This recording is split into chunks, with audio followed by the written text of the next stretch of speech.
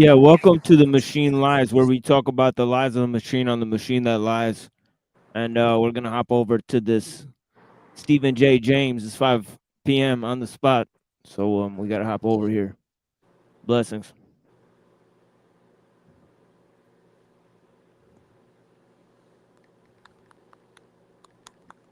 Here he is. Hey, greetings, Yo, friend. what's up, How bro? you doing today? Yeah, blessings. Yeah, How are you, dude? I'm having a blessed day. How about you, friend? Yeah, me too. Yeah, me too. No sweat here. Oh, what do you want me to call you? The machine or what? Well, it's more of a type of a magazine title. Like a pimp named Slickback. It's like the Machine Okay. Lies. It's more of a Hmm. it's sort of like the Daily Chronicles, or something like that. so you know so it's more of a All right. chronicle of events and history and that sort of thing. All right. Cool. You don't have another name like Dave or something that I want me to call you. I'll just call you the machine.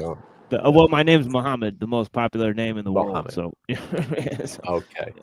All right. Cool. So, what do you want to talk about? I mean, we will go live in a second on my channel. I don't know if you're restreaming yet, yeah, but I'm restreaming right now, by the way. But yeah, all right. yeah, So we're already live on your yeah, channel, but exactly. Yeah. all right. Uh, just before you go live on mine, what do you want to talk about? You saw my stream with Claire, I guess. Yeah, exactly. I didn't get through all of it, right? But Mm. maybe Western values, compatibility with Islamic values, and also Mhm. liberalism and technocracy. All So right. those are main topics, right? I think that is a, I think that's enough, what I mean, on the table. Sure. Right. Yeah. I'm somewhat, what's the word? Probably hostile to Islam, don't you? I'm not Yeah, yeah, necessarily. of course, yeah, that's fine. Yeah. All right. Oh Oh, yeah, yeah, we talk to those types all the time. It's great. all right, cool. People in my chat are saying I'm not live, so we better get going. Okay, Yeah, let's for go. sure. Do do do do. Um, is this thing in 1080? Let me just check. We're in 1080p. No, we're not. Let's go. Okay. Bum.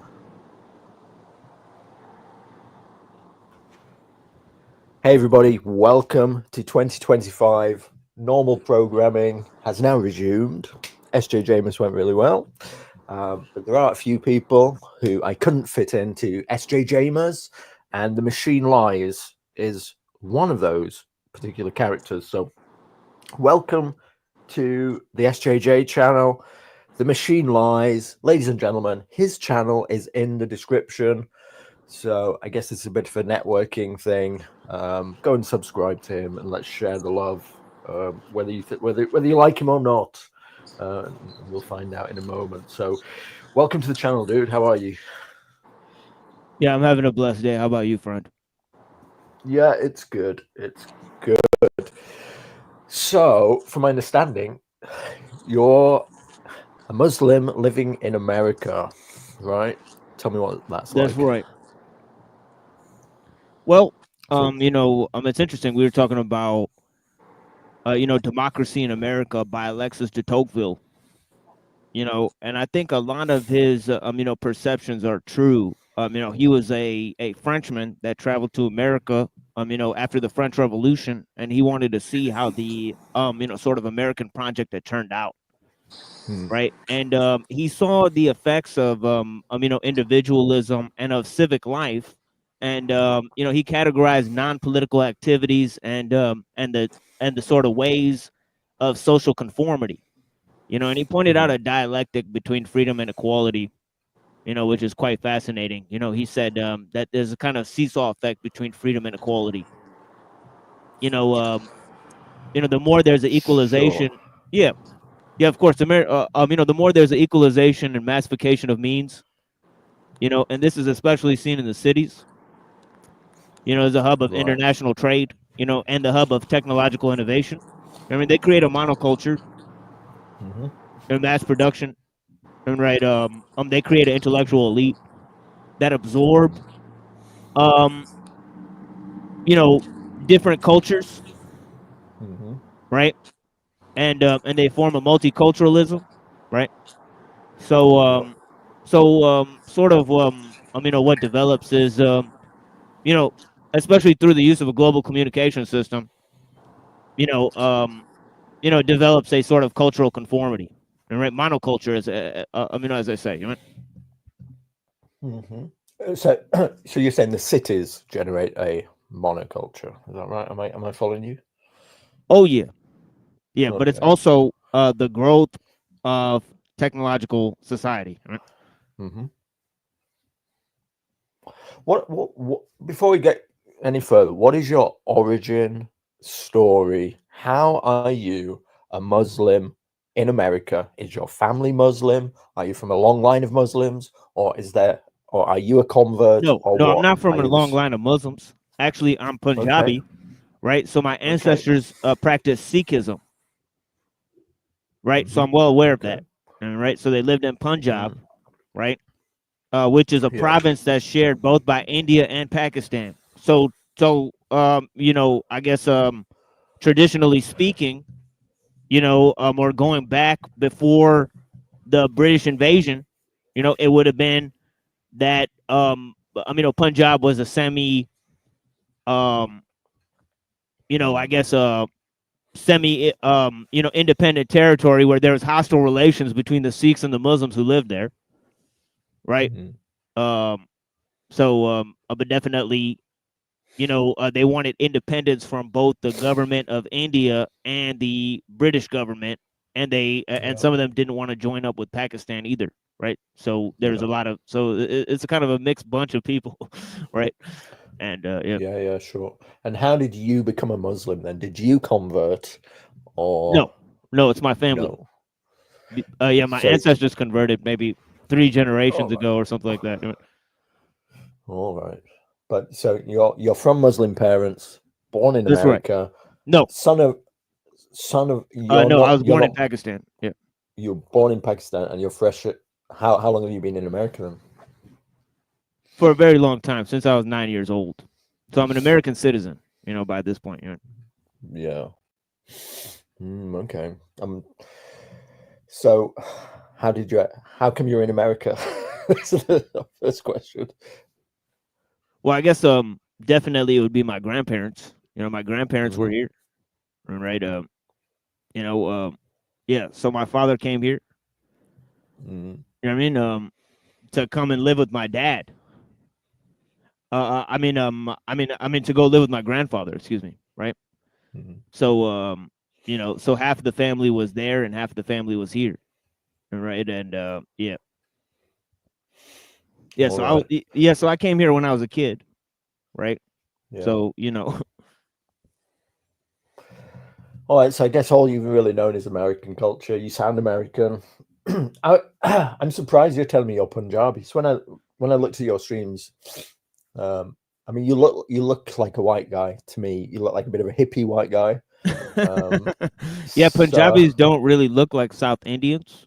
All right. Like I have in my picture right, Bodhi okay, Dharma. He was known as the blue-eyed barbarian, the guy who brought Buddhism to China. Right. all right, yeah, yeah, So, yeah, Bodhidharma. yeah, he was kind of seen as what we would today describe as Aryan. Blue-eyed, white light-skinned guy with dark hair. Right? Mm, Right. So that's more like how the northern Pakistanis look like Bodhi Dharma, not like the South Indians, right? Where typically darker skin. Actually there's at least 36 different sub-ethnic castes within the Indian subcontinent. So it's a fairly diverse region for mm. a small area. You know what I mean? Yeah, I've read Bodhidharma's book. I'm not very well read, by the way, but so I'm not an intellectual. I'm not into like talk books and philosophy and all that kind of jazz. That's not my game. But I've read Bodhidharma's book. It's a nice thin little book. Um, and of course he's like Buddhist, and he talks about the world of illusion, and like basically the whole all the world's an illusion and shit like this. If you're into Are you not intrigued by that kind of stuff? I mean, you've got your avatar's Bodhidharma. He's a Buddhist. Where's the link I there? think it was more of a racial statement. Right. Right. Okay. I've got Yeah. you. Yeah, it was Okay. more of a All racial right. statement. Yep. Yeah. Then All right. That's kind of based. than about philosophy or or that sort of thing. It's interesting that all the Buddhas, the Buddha himself was blue-eyed, right? Yeah, exactly. Yeah. Interesting. Yeah, All there's right. blue-eyed So look, people in India, right? And in Pakistan, really. So yeah, that's wild, isn't it? What do you think the origins of that is? well, I think to me it's pretty to me it's pretty clear cut. If you look at the oldest languages in the world, they're French Polynesian, and right. So I think that we all came from, those islands, right? That we were Indo-Asians, right? To begin with, I think Adam was probably of that, race, because they could create brown people, white people, Asians. You can get every race from there. Yeah. Do you think the blue-eyed people are of some higher caste? And do you feel? Are you blue-eyed, by the way, or not? No, I think the caste system has more to do with the type of services people performed than with the races. We kind of went over that, on the show. But it's definitely like ethnicity based or skin color based. No, because the very Brahmins. base, isn't it? No, because the Brahmins, they're darker skinned than I am, so that wouldn't be Oh, true. really? Yeah, exactly. Yeah. Yeah, so that so that pops a hole in that kind of bubble in that theory. If you actually go examine the Brahmins and their descendants and all that stuff, and right, it doesn't actually pan out. And it's more based on the type of services one performs within the society, right? So if your ancestors performed a certain type of a service, right, in the society, right, then you'd end up performing that service, right? So it was kind of a sub-feudal element to it. Interesting. So you're telling me the caste system is not necessarily based on from my whiter research. skin. Yeah, from my research, I've seen that it's not. Yeah. Interesting. Yeah, and also I think the Tamil people share the same. The Telugu language, it shares a root with Sanskrit, right? So even then further, right? Because we don't really speak languages like that, right? There's definitely a phenomenon of people wanting whiter skin over there. They seem to think it's well that's because they were class-based thing, don't they? Yeah, that's because they were conquered by Persians, and then they were conquered by Arabs, and then they were conquered by the British. Okay. So so even though these are three distinct races or cultures of people, they traditionally think, well, if lighter skinned people are coming, even though they came from different regions. This guy here in the chat is saying the average Brahmin is 75% Caucasoid. You'd say that's not true, though, maybe. Yeah, I mean they might be Caucasoid. I mean they're more Dravidian. So if you look up Dravidian, like for example, I have green eyes. And red hair. Oh, you have green eyes and red hair. Yeah, I have red hair in my beard. Bro. Yeah, so you know what I mean. Holy cow! Yeah, and traditionally the haplogroup that shares that, RA1A, it comes from Scotland. Poland. So we share genes with Slavic people. We share genes with all types of people, right? But yeah, you have to look at the haplogroup markers soon, right? And that sort of thing. But I don't think that's a precise science either. All that science is invented by the small hats. Well, so you don't believe it? You're suspicious of genetics. Is that one? I'm getting. Definitely, yeah. I'm suspicious of the people who devise that science. Okay. So let's just put it that way. Okay, well, I'm not. I kind of like my I did 23andMe, and it kind of exactly told me what I thought I was. So you know who owns that, don't you? I do. Is it? It was a Wojcicki brother or sister, right? Yeah. Yeah. But here's the thing with 23andMe. You can take your data, you can download your data and take it to one of the others So like Ancestry or My Ancestry, My Heritage. You can take that raw data, plug it into one of the others, and cross check it and get like a slight. It'll be the same result, but you'll get like a little bit more information from their data set. So Yeah, and I want to confirm to your chat. There's very little evidence for Indo-Aryan theory. It's like invented by people like Blavatsky and Gerald Massey, the type of Freemason types, right? That are basically trying to reformulate theories of both British Israelism and the pre-Adamite hypothesis. So unless you want to fuck around with occultism, I personally wouldn't go there. So Indo-Aryan, explain Indo-Aryanism to me. Well, it's a type of thing that's created by Blavatsky because she wanted to move the occult to India instead of Egypt, right? Oh, okay, yeah. I'm vaguely familiar with this. She said she had secret knowledge, access to people in India who were, giving her secret knowledge and Yeah, shit. and also Swedenborg. Emanuel Swedenborg. He's another great Mhm. source of this type of theory. Right? Okay. Yeah, you had William James quoting Vivekananda, who's a Freemason. Right? He also created the term Hinduism. But what exactly is bullshit about it, about this Indo-Aryanism?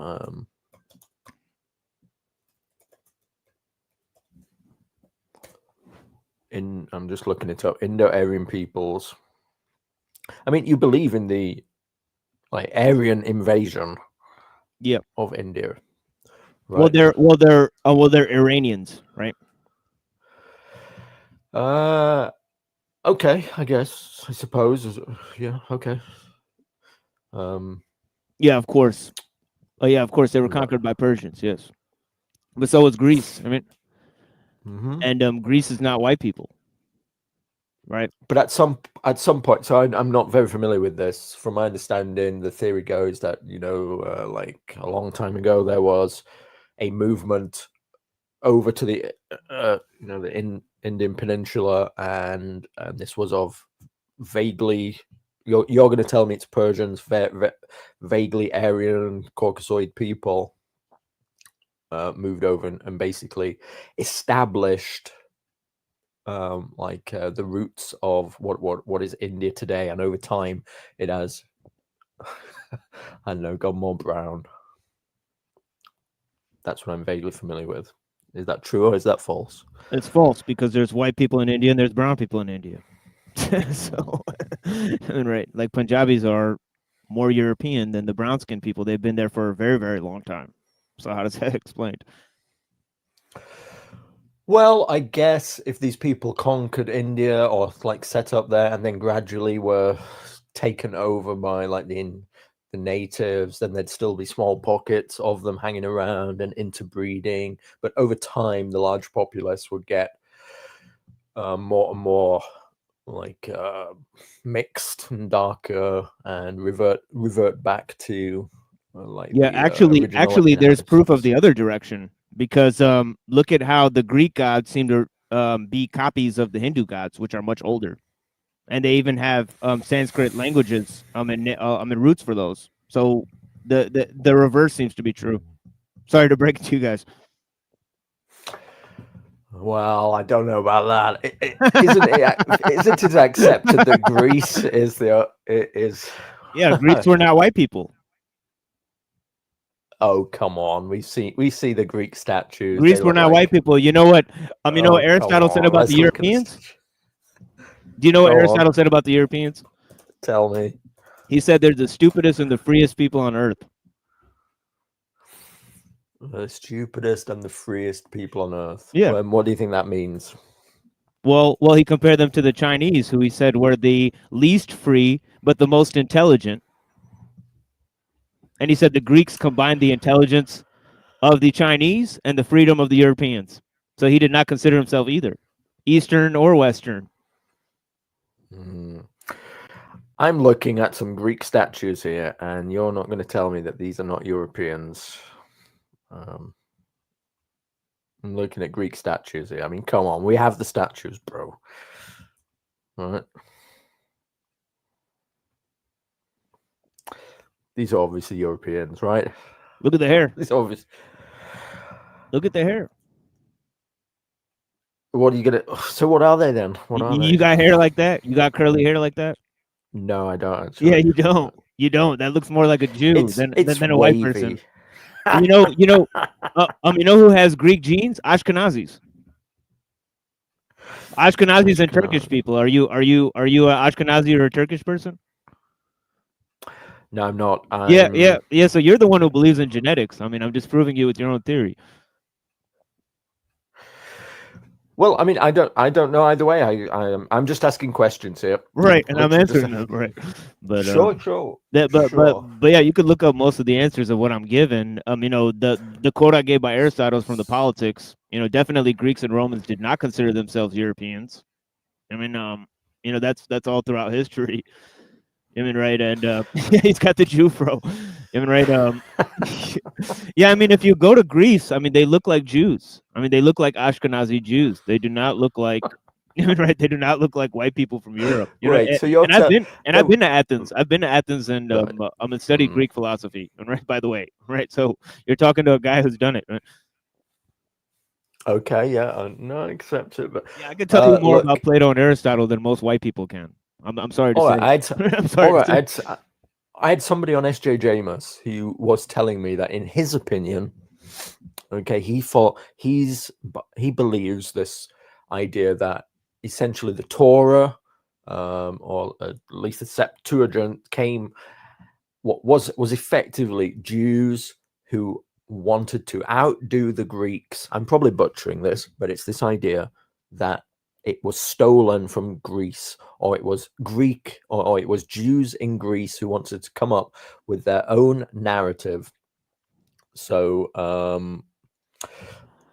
people from the Levant who wanted to come up with their own narrative, and they stole it from Greece and effectively from Plato, and then they created their own narrative over in the Levant, and made it older. So like, we have the oldest narrative, here it is, and it's this idea of Moses giving us our origin story, which is older than yours. What do you think about that? The Greek people rejected Plato. Greece was a vassal. Essentially, Greece was a vassal state of Persia. In 4th century BCE, right? This was the state of the Spartans and all these people, right? So, at the same time, you have the Jews, in captivity, in Babylon, and then they were freed by the Persians. So Persia was a great empire that unified both Jews and Greeks together. Right, under Cyrus the Great. Right, so most people don't really realize this. Right, so by the time you had the Alexandrian Jews, rise up at the time of when Jesus hit the scene, people like Philo of Alexandria, who didn't even speak Hebrew. You know what I mean? And actually his grandson served in Tiberius Alexander's his grandson Tiberius Alexander served in Flavian's army in the destruction of the second Jewish temple. Can you believe it? Whose grandson? Sorry. Philo's grandson. Philo's grandson served in the Greek army. No, served in the Roman army to destroy the Jewish temple.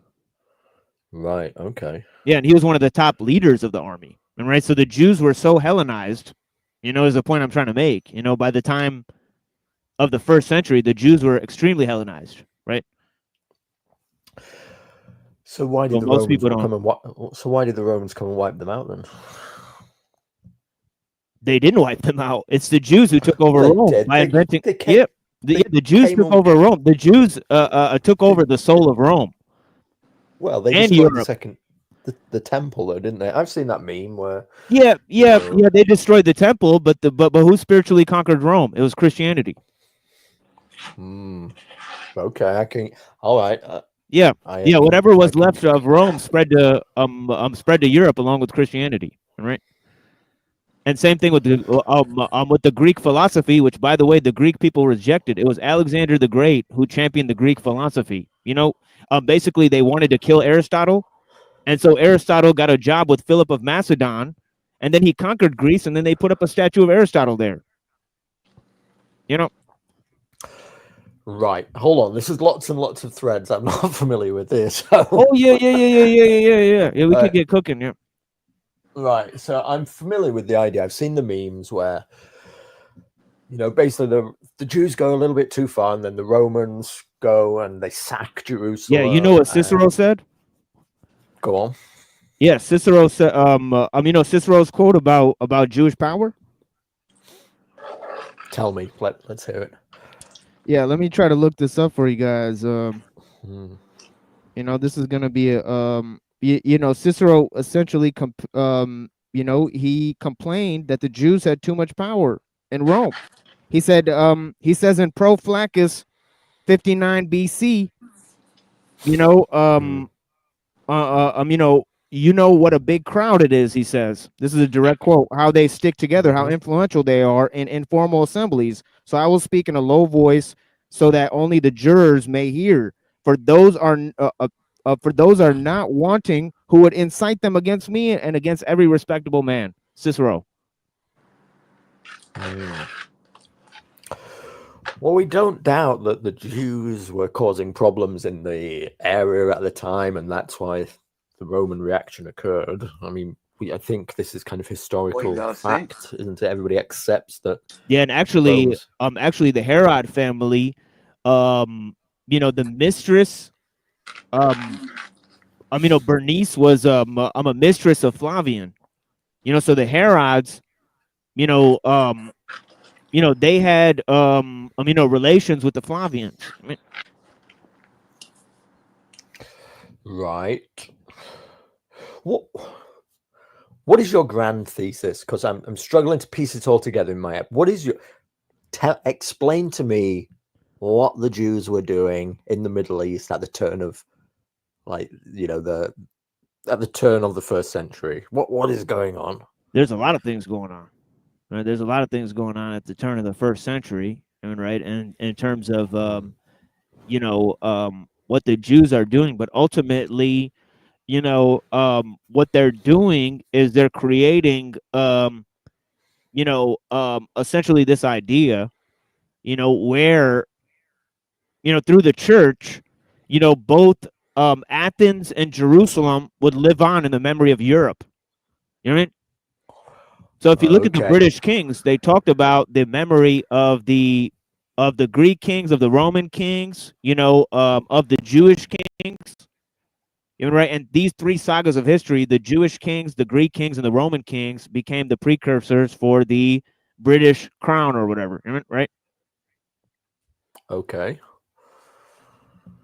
So which then leads to the world system that we have here today through scientific rationalism and the technological world system. So that's a very small piece. Right? Which is amazing, right? And slowly, during the Enlightenment, this idea of rejection of the monarchy. One world culture, one world government. No, I don't like that system. No, not necessarily the globalism aspect. But that well, you can't just pick and choose. You can't just pick and choose one of it. Type of. It worked pretty well up until like around World War II. Pretty good. Right, and then what happened? And then there was an annihilating and then you got spiritually conquered. War. You got spiritually conquered by Jews.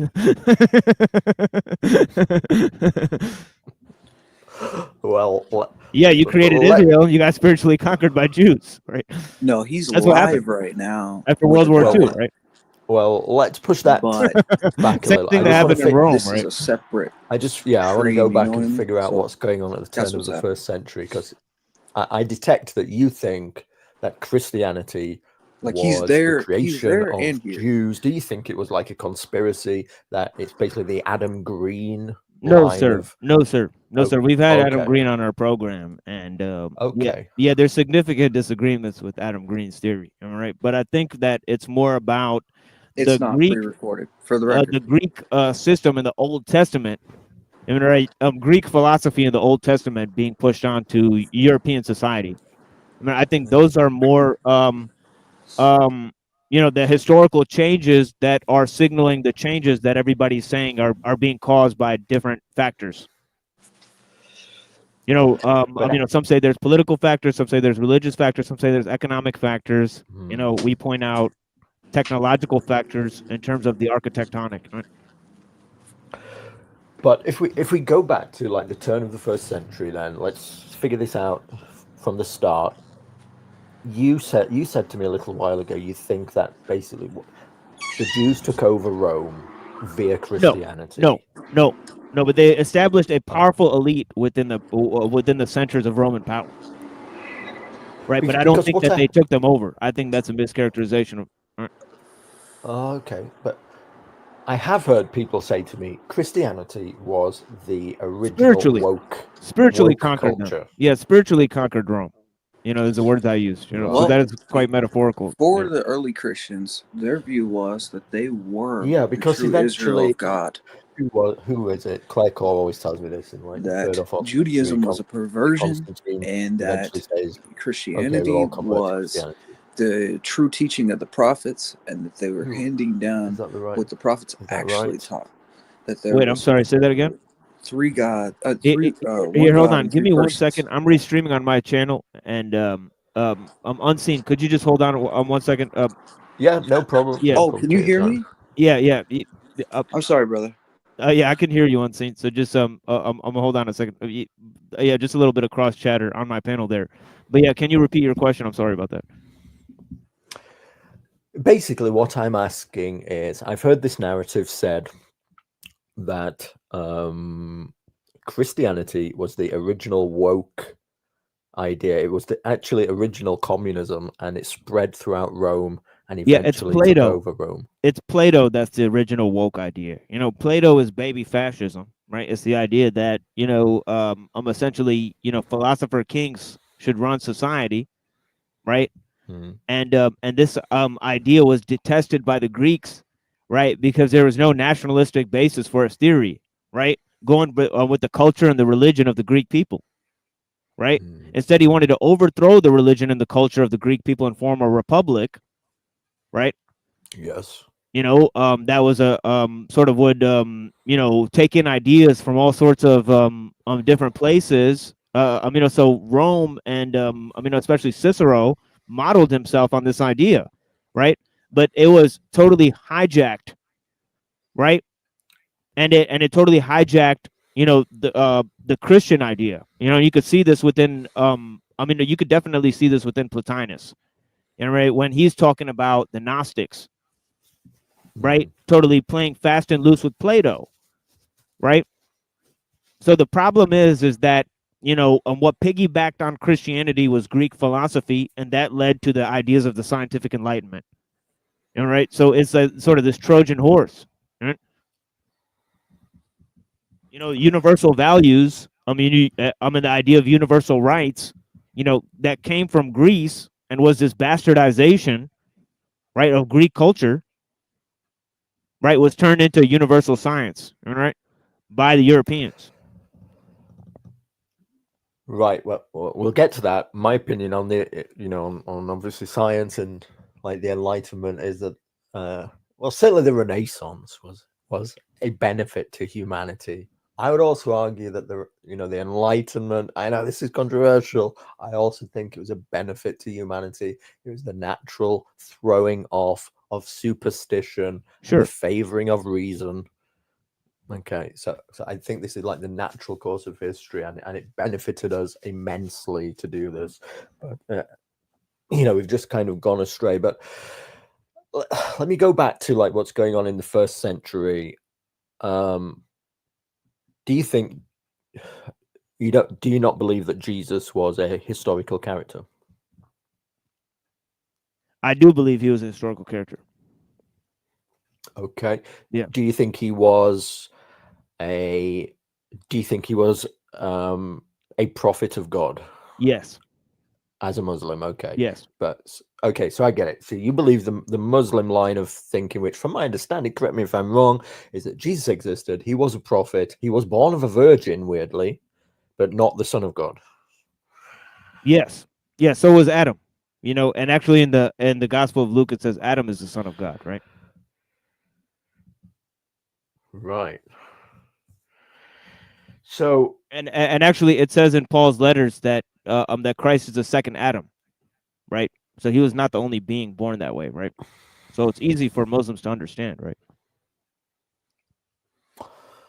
Right. I find it difficult to understand if you don't believe that. What's the problem? The fact that Muslims believe he was born of a virgin, but apart from that, he's just like a prophet rather than being the son of God. I mean, I don't believe in the Jesus narrative that he's the son of God walking on water. I'll be honest with you. Why not? Because I'm a cringe atheist. I No. don't believe in any of these stories. I believe that they are myths made up by men.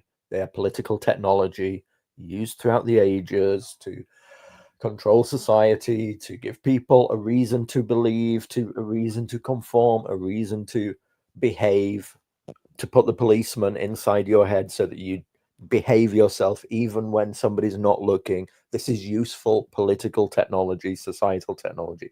I don't see any evidence whatsoever for, revelation, supernatural stuff.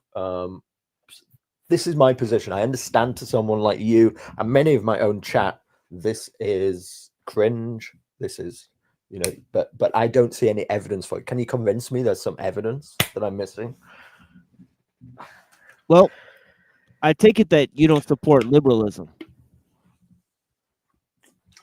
It depends what type of liberalism you're talking about. If it's the old style of classical liberalism, which is just, leave me alone and freedom of association, then, I can accept that as the natural impulses of a free man, particularly of the free Englishman.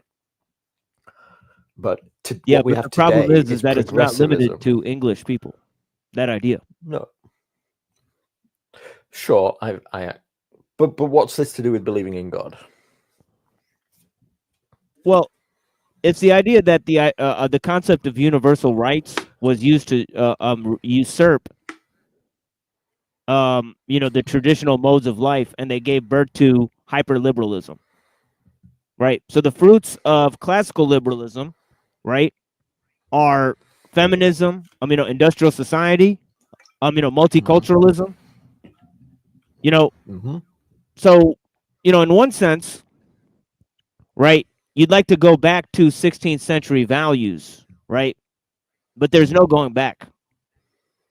No, right? You have to accept what, science and liberalism have created today.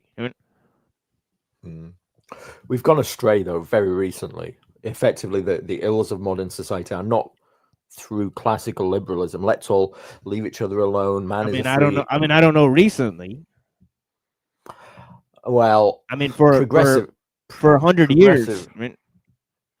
No, it's not necessarily 100 years. Yeah, I think it's 100 years old. I think Bolshevism, in 1917, the fall of the Ottoman Empire, and the British establishment of Israel, all three things that happened in 1917, which we've seen 100 years of this state of, world government, that we've been experiencing.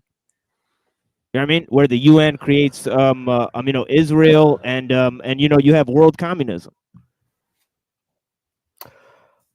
So, but communism. And all these ideas coincide with the rise of industrial society.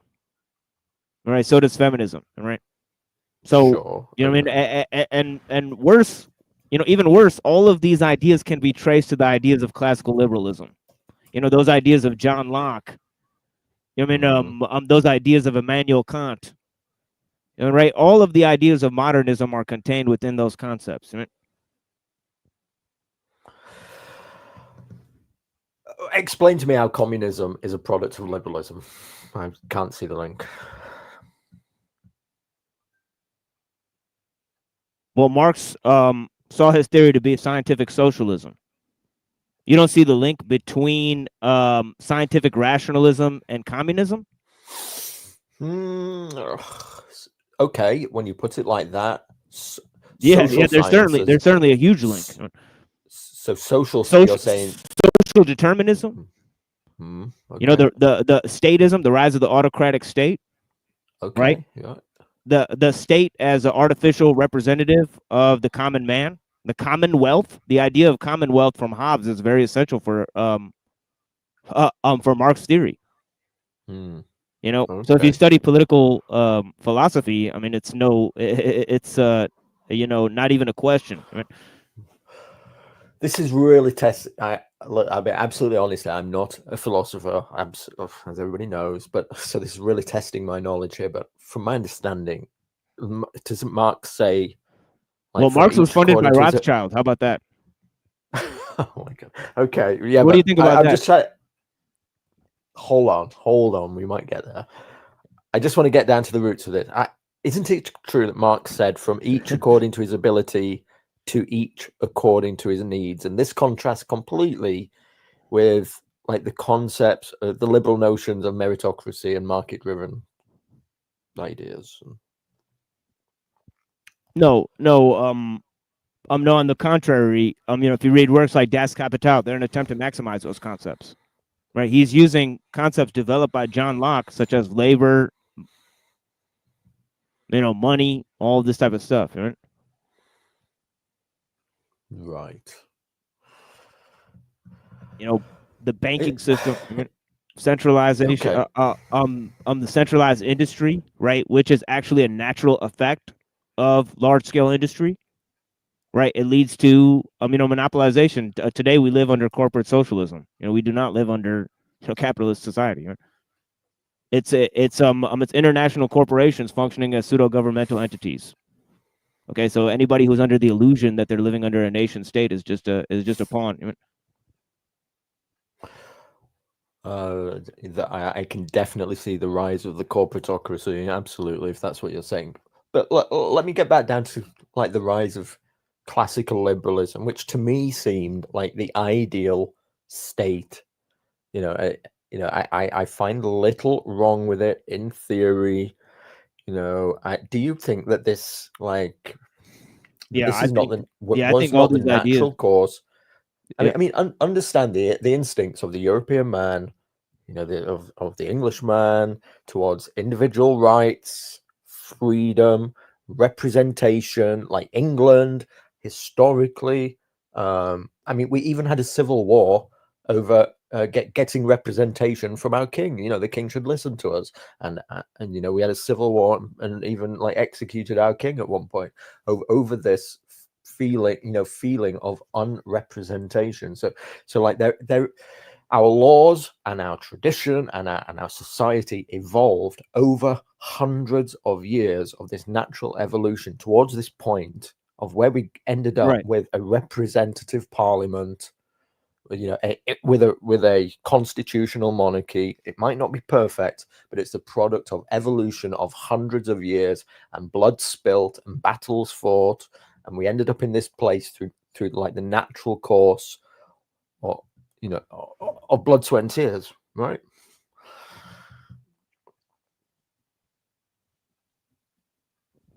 It doesn't seem like a big conspiracy to me. It seems like the natural course. Oh no, it's not a conspiracy. It's not a conspiracy. What it is that, you know, as you said, it's evolution of natural causes, right? And in the 11th century, right, you could see in British society, right, the Archbishop of Canterbury was St. Thomas Aquinas, right? And he wrote grand treatises on the separation of the church and state. Are you aware of this? Yes, I am. Yeah. Yeah, so he understood that the concept and you know, that that faith and reason function in two separate domains. I mean, right? Okay, right. So this idea was hijacked from Greek philosophy. You get what I mean? How so? Yeah, this was not a European concept. How is this a European concept, right? This is what I'm trying to tell you, right? So this thing that you're saying is fundamentally a European concept actually came from the Greeks, did it not? Well, wherever it came from, much of European civilization, you like lays its philosophical roots back towards like Plato and Aristotle and what was going on in the Greeks, right? Exactly. Sure. So this idea is as you said, it's not part of a grand conspiracy. It's a combination of two forces, Rome and Jerusalem, right? St. Thomas Aquinas, he wanted to uphold two things, right? The ideas of the Old Testament, right? And the ideas of Greek philosophy, right? And so he looked at he looked at these ideas, right? Neither of them, which are British ideas, right? But he wanted to, combine these two, right? And so, the church chose the king in Europe, right? In Europe, yeah, but Yep, we obviously had our own schism, Henry VIII, exactly, right? Yeah, exactly. And when the king broke off from the church, yes, right, that was a schism, right? So then they started to formulate a counter, force, because essentially the church started to weaken its influence in the society, right? So this is a natural evolution, right? As you said, it has nothing to do with democracy or any of those ideas, or any of those ideas being fundamentally, British concepts, right?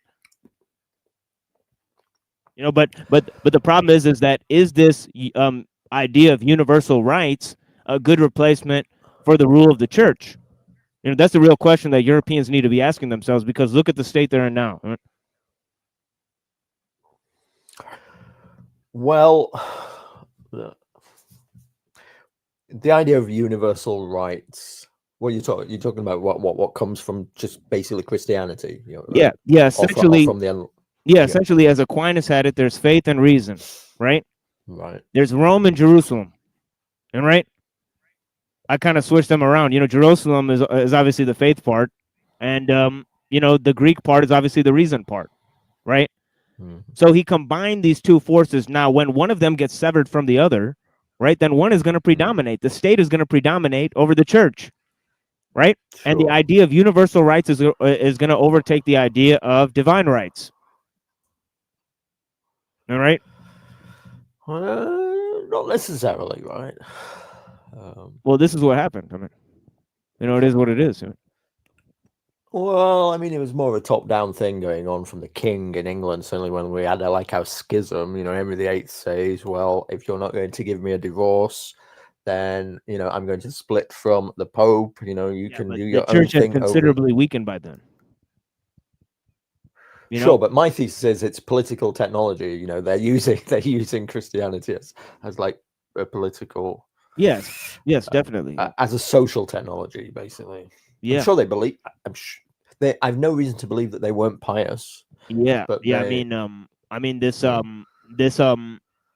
idea that Islam and Christianity and Confucianism work as way better social technologies, right, than the world technological system. Until they don't, though. Until people, they do. Until we're here in the modern. They were able to maintain the modern age. Yeah, they were able to maintain a high level of cultural refinement that you don't see today. There's a total loss of skill, right? There's a total loss of cultural traditions, right? And this is why, Dr. Kaczynski says, the conservatives are fools. Right? They talk about a loss of, traditions, but then they, conveniently support the growth of, technology and liberalism.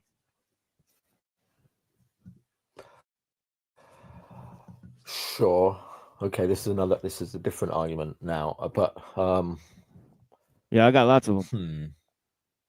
So look, what I'm trying to get at is, right, classical liberalism and the ideas of the Enlightenment were a natural process that came about in England. Effectively, this was like the birthplace of it. Do you agree with that, right? Yeah, sure, especially with the ideas of John Locke. And I think especially the ideas of feminism can be traced to the ideas of Locke. Okay. Both feminism and communism can be traced to Locke. Not necessarily bad.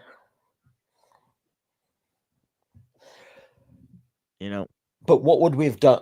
But here's the thing. It was the natural evolution of our society towards these ideas, right?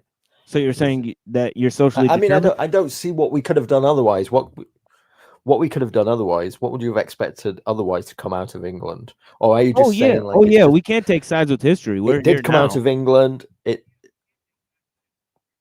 Right. Okay. But you just hate it. You just think it's been a cancer on the world, basically, right? Well, no. What's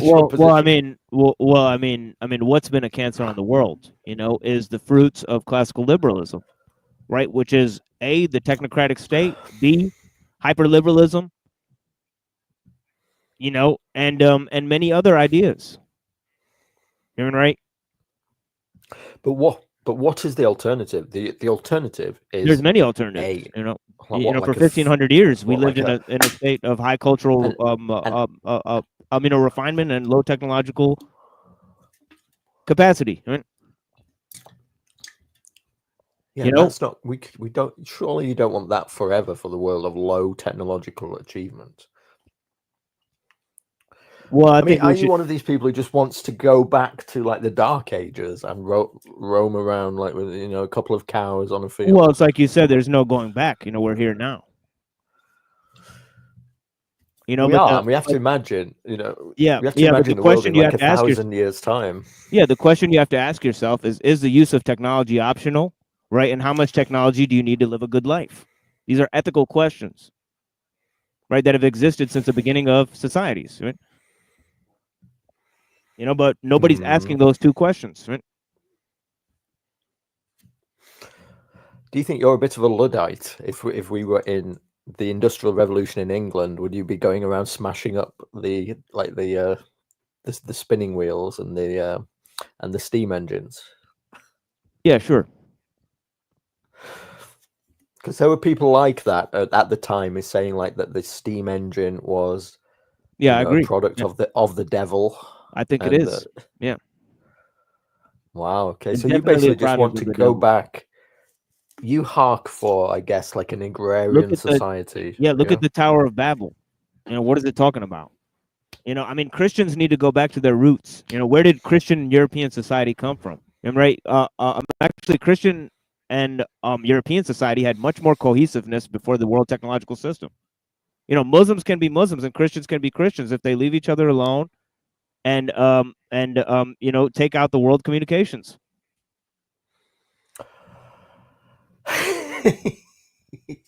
Okay. Oh my God. So you believe that the industrial society and its consequences have been a disaster for the human race, don't you? Exactly. Precisely. Right. Got it. Okay. Now I know exactly where you are. Right. Yeah, this is a good introduction. Blessings. Thank you for having me here. It's been a good discussion. Yeah, it's interesting. So just so that you know, I'm completely the opposite. I'm a Zoomer. I'm enmeshed in technology. I am like glued to my phone. You're a Musk maximalist. If I get 1 bar of signal on my phone, I start to have a bit of a panic. And this is an exaggeration, of course, but this is what people think of the typical Zoomer, and it's somewhat correct. We grew up on the internet, not as much as like the generation that's coming up now, the iPad kid generation, but we are that generation. We are, enmeshed in technology. I do believe that technology has increased standards of living for us all. Yes, we're in a very disruptive age. This is the most disruptive age of all. It's particularly hard on us Zoomers right now due to the cost of living crisis. The property prices and rents are all like 10 times now what they were for like our boomer grandparents. But that being said, standard of living was much worse 150 years ago. You basically were, lived a poor existence with a few books and, candlelight and an outside toilet and, I know wiping your ass on leaves and shit like that. So, I mean, there are many, many benefits to this industrial and modern technological society. You'd have to agree with that, right?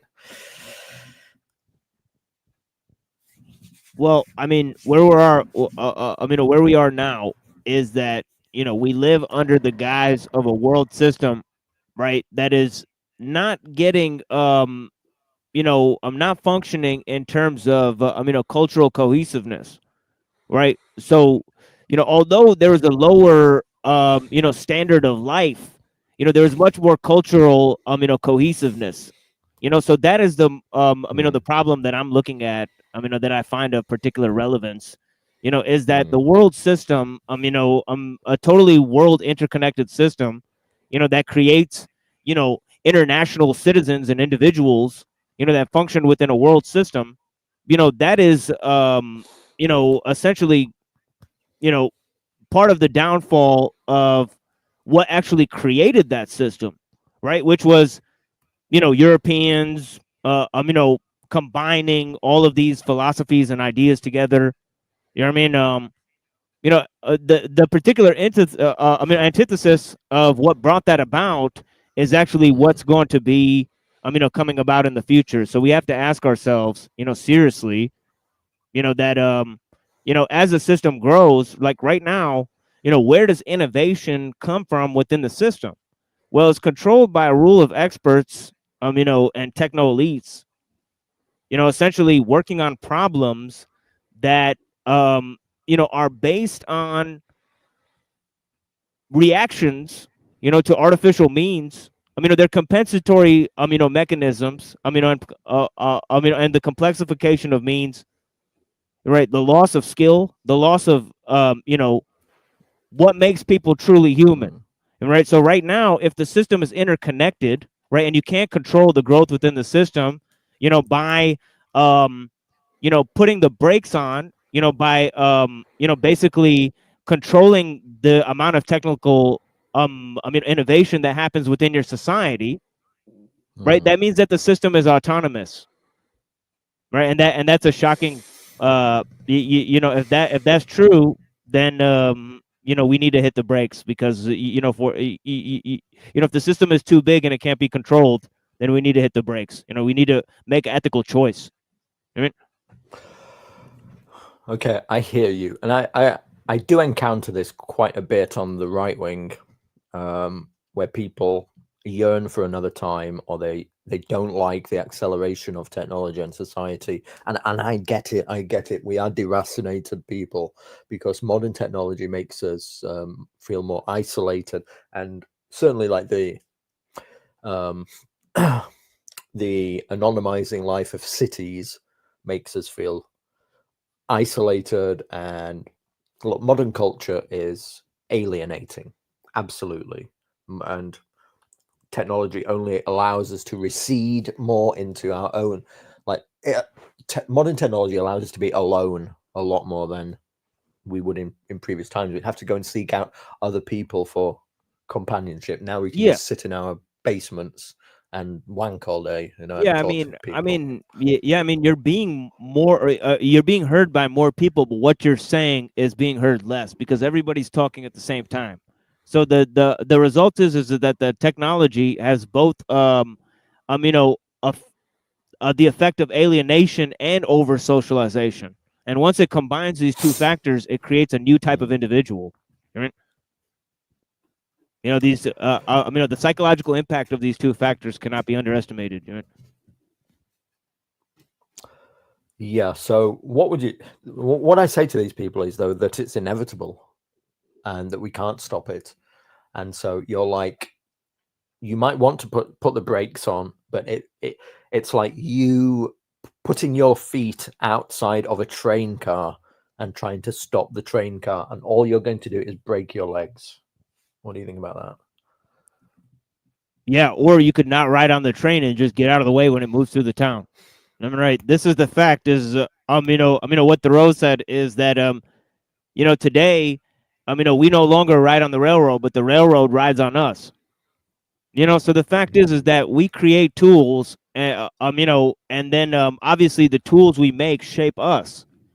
So there's a counter relationship here that people are not really perceiving. Mediation, has an effect, of externalization, and it actually consists in an ontological death, where objects and persons are merged. Right? Objects, what you mean, like transhumanism? Is that what you're talking about? Yeah, definitely. Yeah, and you see this within the Kabbalah as well. You have this concept of man being combined within the mineral state, right? And you have this idea in the Golem of Rabbi Lowe. You know, and when Norbert Weiner wrote, you know, God and Golem, you know, and also when he wrote Cybernetics, he said the goal is to, you know, have self-replicating machines that function like genes within the human body. You know, that way they can always create better versions of themselves. And besides, in complex systems, it becomes necessary to have machines do most of the programming, because the individuals are going to have extremely long list of tasks otherwise. Sure.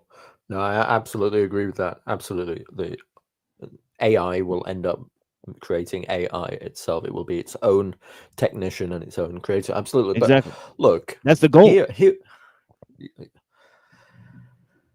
But so what do you see as the people behind it then? Do you think they are maligned, that they have like you say this is the goal, and you talk about, like, you know, he's talking about it back in Kabbalah. Do you think this is some grand plot to like subsume humanity into some kind of slave class, or is it just the natural course again of the world, and just here we are, part of it?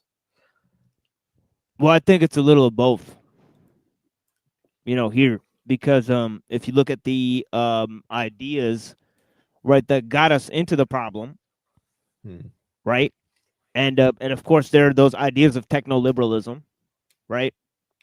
You know, like, for example, you know, Elon Musk had a patriarch named Joshua Halderman, right, who essentially wanted to overthrow the government of Canada and replace it with scientists, right? This idea that the government should be replaced by experts, right? This is an old idea in anarcho-syndicalism, and now it's being pushed on the other side, you know, through stockholder capitalism.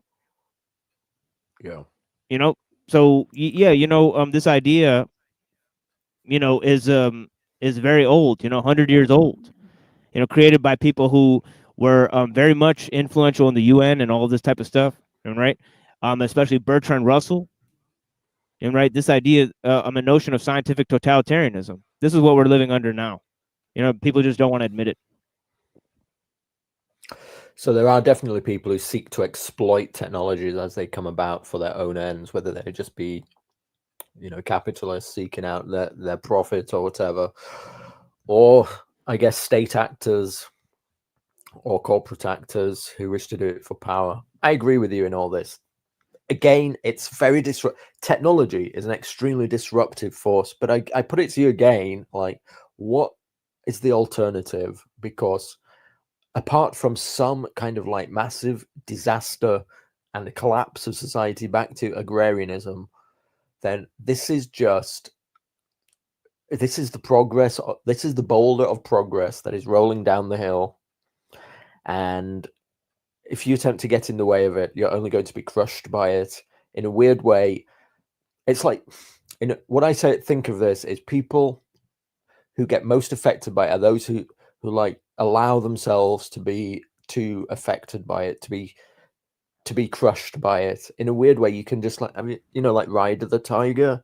It's like people who are on the internet trying to stay anonymous through like 10 VPNs and Tor, when really all you have to do is blend into the background noise and just like ride the wave, and you'll be just like pseudonymous with the rest of us. But people get over autistic about these kinds of things, and some way that sometimes the only way out is through. What do you think about that?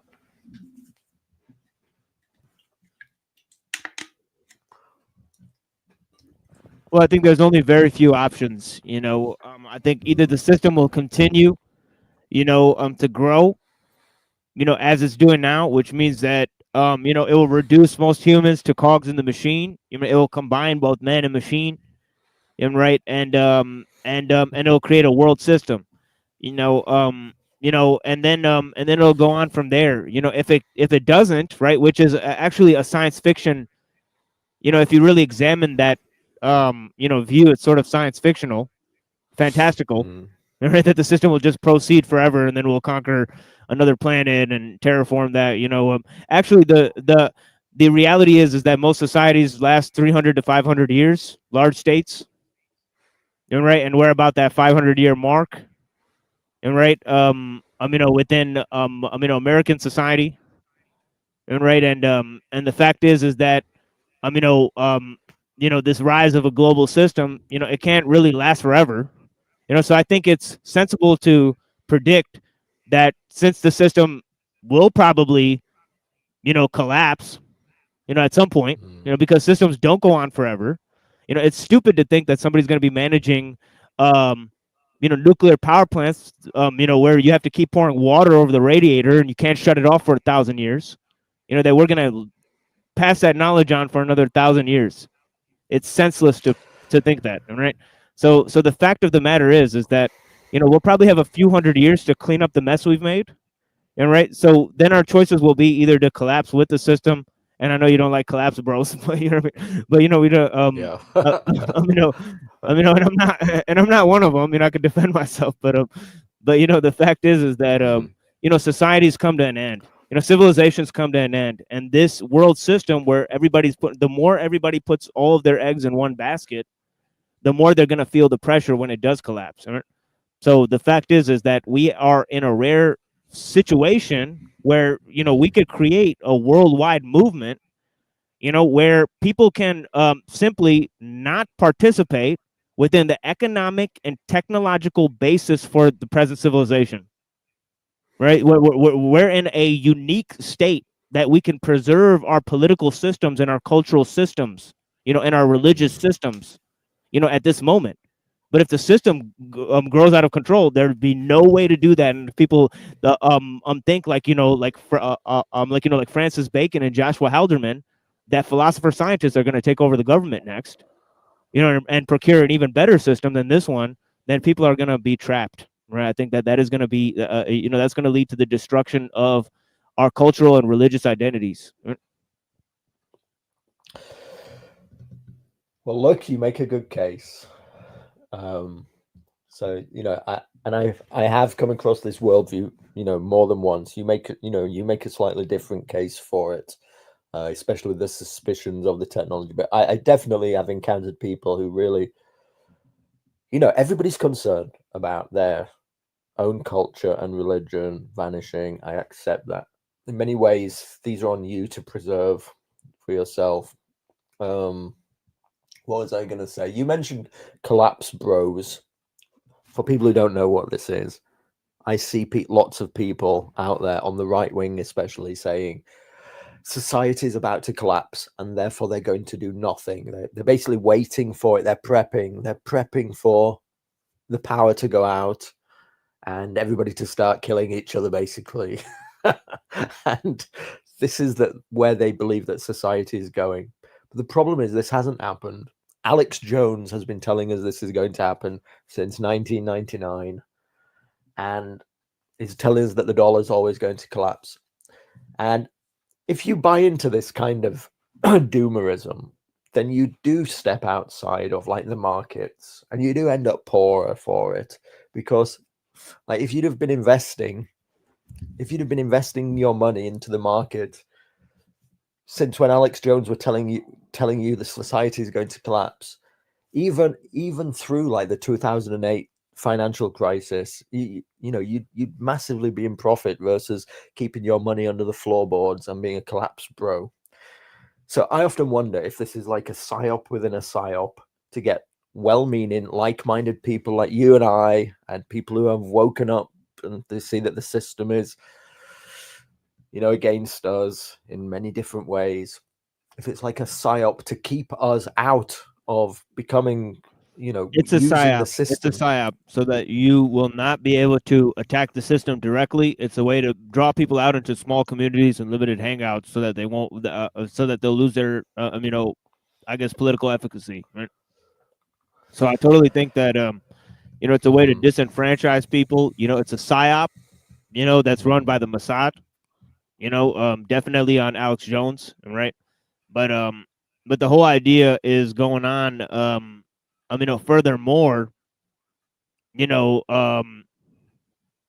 could sort of say that that this whole idea of faith in the future, that's coming about, whether it's on the transhumanist side, or on the collapse side, that these are or on the religious side with the Messiah complex, right? So these are problems. These are politically weak ideologies, right? We're living under the tyranny of a world system that's going to pretty soon turn into the combination of the medical system and the state. Right. So, you know, and you already see that happening. So before you live under medical tyranny, you know, you might want to address the main problems that we're dealing with in society. Right? Yeah. My last question to you would be, don't you think there are lots of problems of being a human being living on this earth that can be helped with technology? I mean, this is the grand vision. If we accept the technology bros at their word, you know, and the scientists at their word, many of these people are like, you know, humanists at heart. They might have mistaken beliefs about what's right for us, but in that, you know, they do believe that they're doing good. They do believe that they're curing illness, curing diseases. We have children being born with like bone cancer and dying horrible deaths, and, you know, old people, you know, getting Alzheimer's, you know, in their 50s and living horrible lives. That there are many things that the promise of technology and even of the transhumanist future is the curing of illness and sickness within society, and shouldn't we embrace that? Yeah, the problem is that who's going to cure all the illness and at what cost? You've already seen the resulting effects of the global jabberation project. Right? So, you know what I mean? So this is the kind of thing that we're dealing with here, right? So we've seen the system in action, right? So you don't need to ask questions, right, about how it's going to function, right, and what means it's going to employ. You know, it's going to employ propagandistic means of surveillance, right? Okay, it's gonna, you know, sometimes even draconian measures. You know, it's not opposed to that, right? So, and it's not even afraid to socially isolate people, right? So there's no problems that the system has, and there's no, you know, so, you know, the idea is that, you know, what would people rather have, you know what I mean? And maybe it's not a choice, but the fact is that man is technological by nature, right? We do, you know, there's no separation between man and technology on the level of human civilization, right? The fact is that, you know, we need to have sensible, you know, use of technology. We need technology that we can control, right? Yeah. Now, this technology that they're creating, you know, large scale systems of automation, you know, these are not, you know, small communities cannot be in control of these large scale systems. You know, like a small scale community is never going to be able to take charge of a nuclear power plant. Right? These large scale systems have centralizing effect. Right? And that's the problem. Right? And that's the problem that we need to consider. Right? You know, what effect that has on cultural homogeneity, right? And of course, we don't want to get drawn into these small communities, as I was saying. So yeah, it's a highly complex problem. You know, I mean, people should be asking, how do we proceed? You know, I agree. It's, you know, these are very important questions. I mean, yeah, I suspect you're a AI skeptic. You don't like this AI shit that's going on right now, right? Yeah, I'm definitely an AI skeptic. Yeah. Yeah. When we talk about AI, I often just share this meme with people. And there's this guy who runs this channel, and he talks about, on the left here is what people imagine that super intelligence is like Albert Einstein.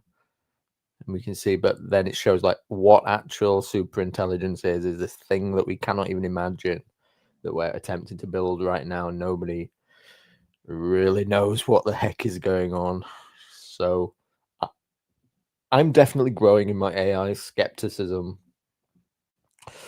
And we're definitely entering a very disruptive period of humanity. Here's my hope. I hope that the next 10 to 15 years is a golden age, particularly for America, and that everything, call me an optimist, but I hope that many advances come through technology and everything goes great, and the promise of, you know, the tech bros like transform society, you know, all those horrible things that I talked about, you know, bone cancer in kids. Yeah, trust me. Yeah, everybody wants that. You know, what's the reality? You know, that's what we got to take a hard look at. Yeah. All right. All right. Cool, bro. I think we'll leave it there.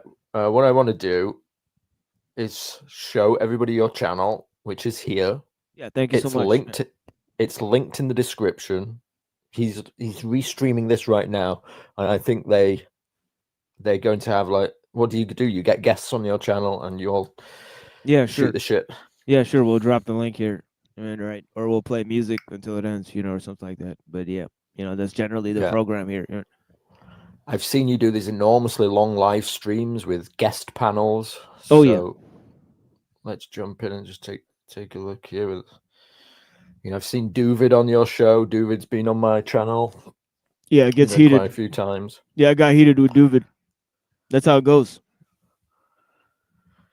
Yeah, so maybe my audience members could follow your channel, and that's a place to hang out and maybe join some of your panels and discuss some of this further. Yeah.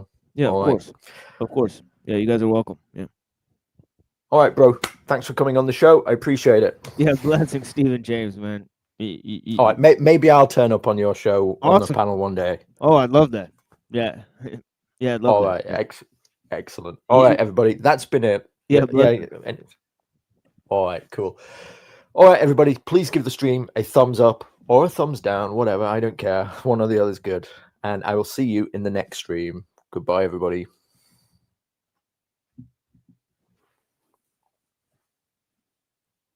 Okay, we're done. Thanks for coming on, bro. Appreciate it. Yeah, blessings, brother. Yeah, we should do another one on Islam if you have time. You know, at some point. I mean, we never really got to. Yeah, we never really got to it, but it's okay. Right. This is how these things happen. I taught somebody in the beginning, plan something to talk about, but it always goes off in another direction. So that's fine. Good. Yeah, that's good. Yeah, blessings. Yeah, yeah. Thank you for the discussion, friend. Yeah, peace. Sure. Hope you get a few subs. All right. Yeah, thank you, brother. Yeah, you too, man. All right, mate. Yeah. All right. See you next time. Yeah, peace.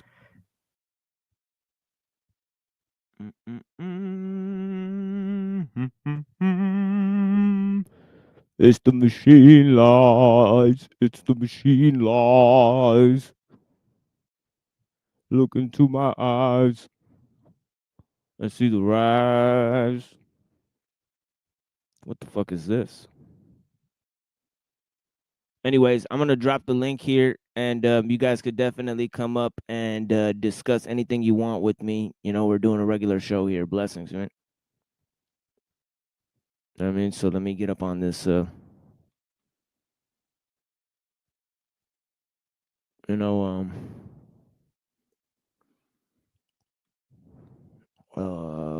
shit. All right, give me a second, folks. And we'll see who else is on. Yeah, it looks like not a lot of people watching on my channel. Damn. I guess not many people got that message. You know what I mean? That I was going to be streaming a little bit earlier. But yeah, they could watch the stream later. It's all good.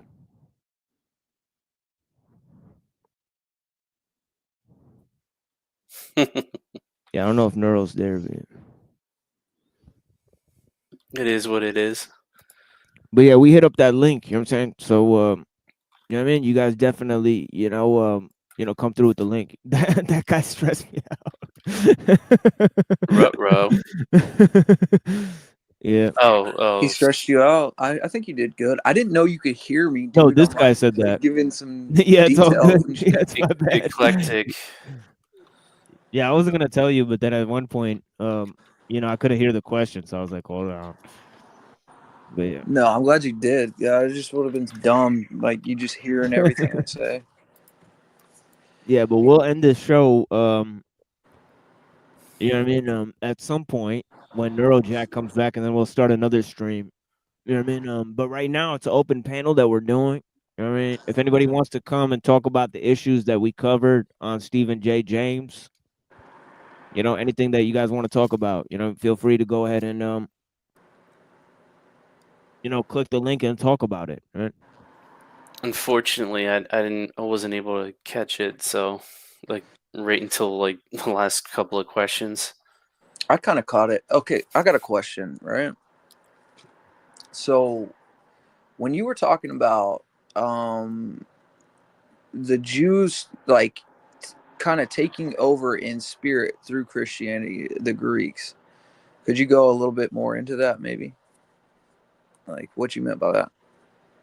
Not that I'm coming at you, but I'm just like, what was that? Okay, so you were talking to him about like the Jews taking over spiritually the Greeks through Christianity, right? And I agree with that, but like I'm just trying to see how The you Romans, see that. the Rome, I was saying. Oh yeah, the Romans, right?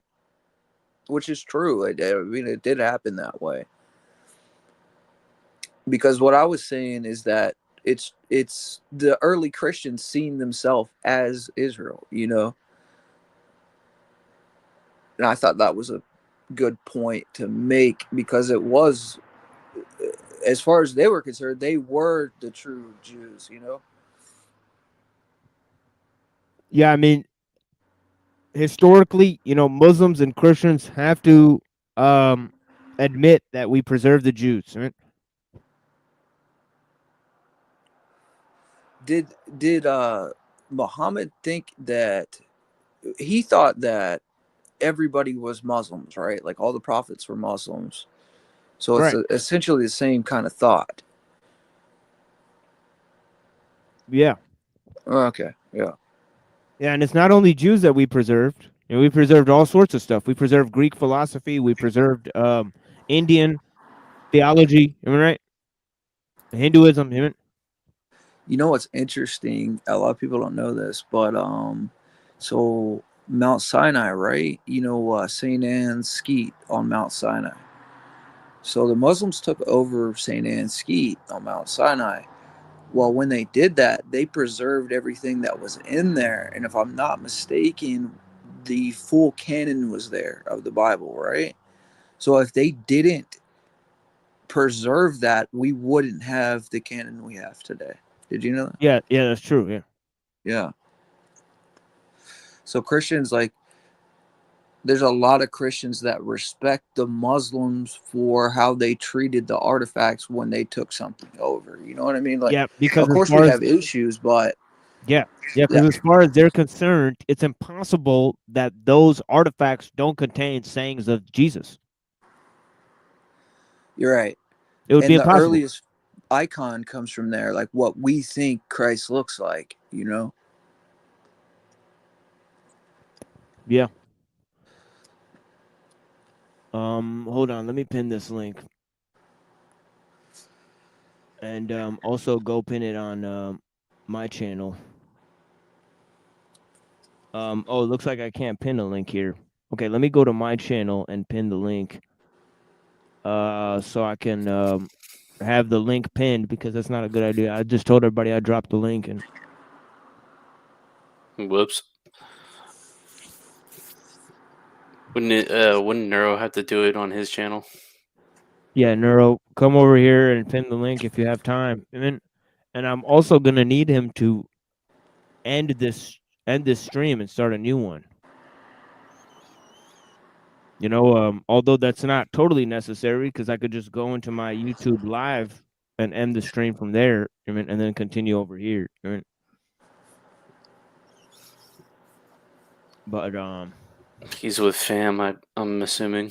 Yeah, so it's all right. Yeah, I'll just do it myself. But yeah, the link is pinned at the Machine Lives. So if you guys want to come and have some questions, whatever you guys want to talk about. I just gave an hour of explanations on tons of issues. So you jumping streams right now? Is that what you're doing? No, we're just multi. Oh. We're just on 2 channels. Yeah. Oh, I got you. Okay. Yeah, we're on 2 channels. I just posted the link. But yeah. So do you know more history about that? Like what led up to the capturing of St. Anne's? Do you know that? The capturing of who? St. Anne's Monastery on Mount Sinai. I have no idea yet. No, I don't have any information. Yeah. Yeah, I don't know. But that's a really holy place, man. Capturing as in Islam has it currently, or? No, it's I think it's Christian. Like the Orthodox have it now, or pretty sure. But yeah, it's where Moses seen the got burning the bush, I Ten think. Commandments. Yeah, well, I don't know. I think he's seen the burning bush there or something. I'd have to look it up, but it's pretty a holy place without a doubt. And they have one of the oldest, copies of the scriptures there. Like Sinaiticus something. You know what I mean? One of those type of things. Yeah. Codex Sinaiticus. Yeah. Right. Yeah. There's the other one is Codex Vaticanus. So that those would be the the Latin two. one, right? Yeah, those would be the two oldest, manuscripts. I mean, that we have that correspond to what we have today. Right?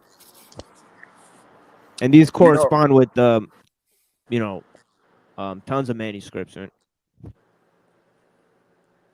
I was watching that Wes Huff guy. I think that's his name. Yeah, that was the issue. He called it the Sinai Bible, huh? So yeah. Oh, right. Yeah. So I was watching that guy, and I couldn't believe how bad he destroyed Billy Carson.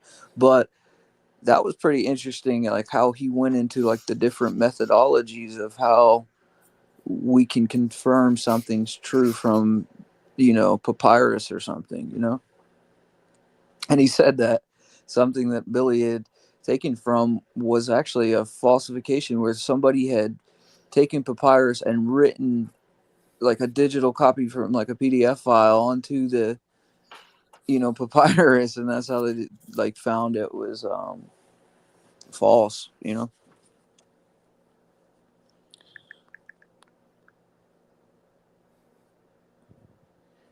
Yeah, this shit is wild stuff. I mean, and I know when I was looking at Acts has so much information in it. I mean, including Paul's travels. I mean, and in those travels, he actually went to Europe. I mean, so yeah, it's fascinating. I mean, right? Paul actually goes to Athens and debates with philosophers in Athens. It's wild stuff. I mean, yeah. Acts 17, yeah. Mars Hill. Yeah.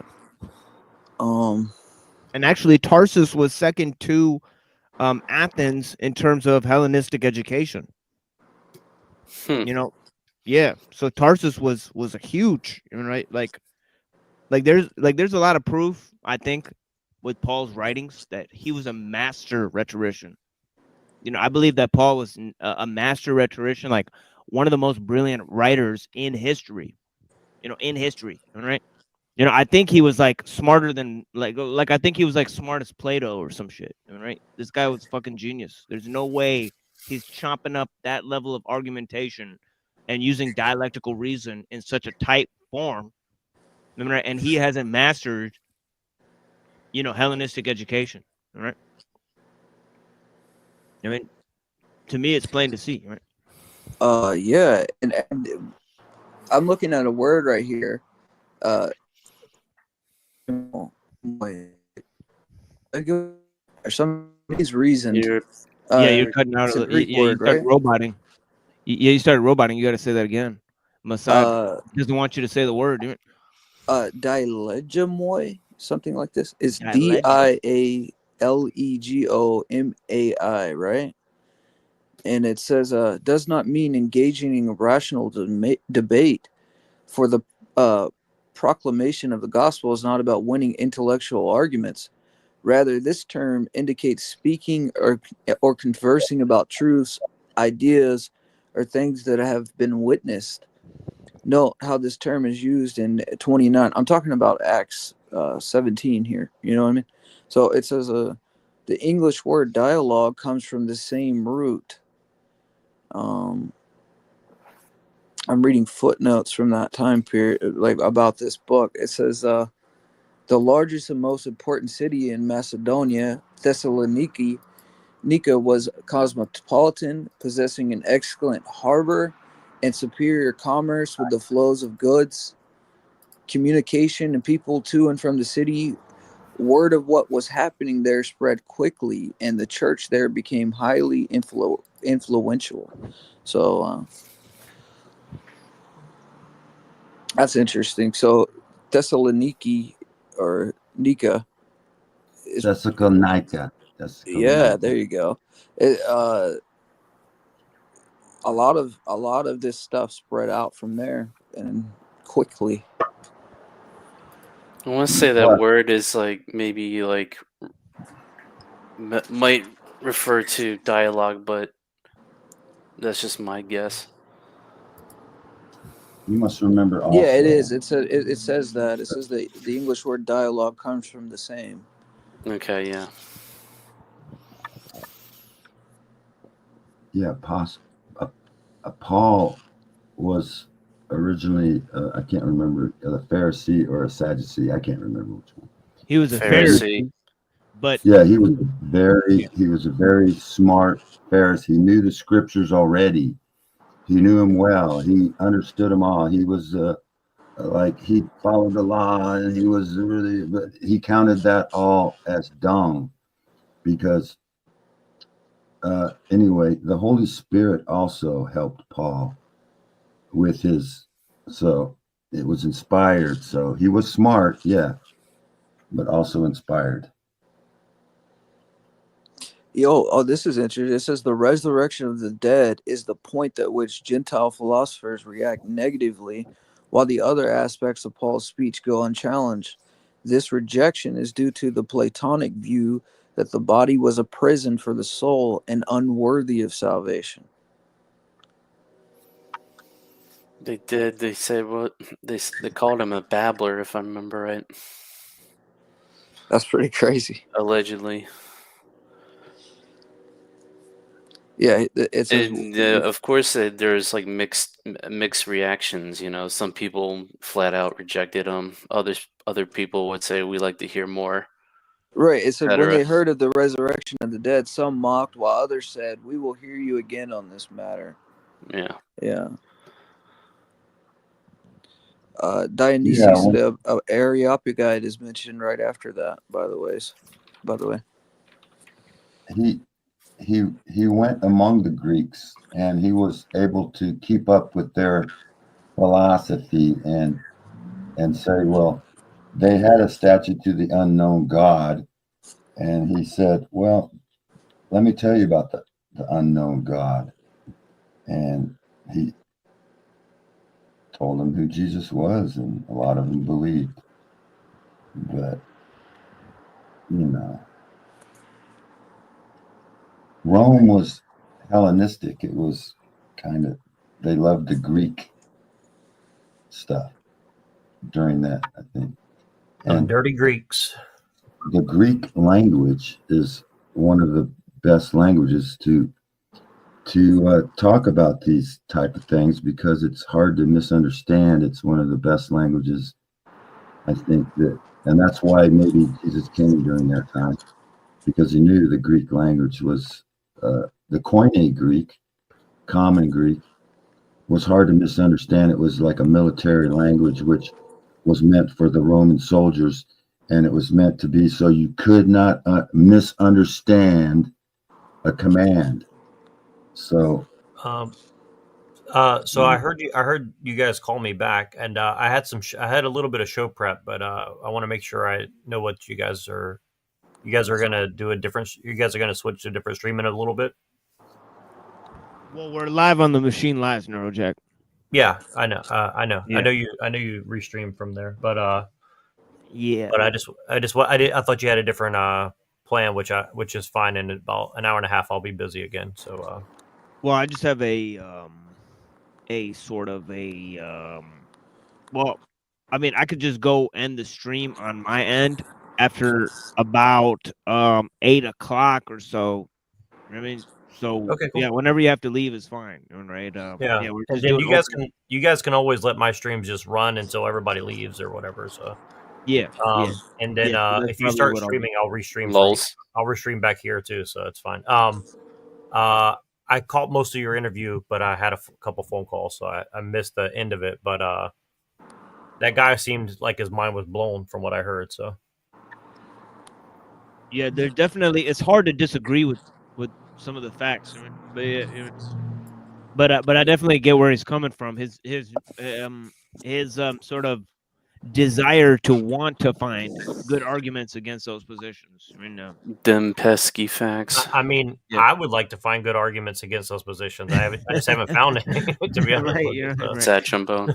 Yeah, I mean, against SJJ or against TML. I mean, against Machine's arguments. I mean, I think it'd be good to hear some good arguments against his positions and my positions, but there's just not a lot of them. But I'm open to hear them.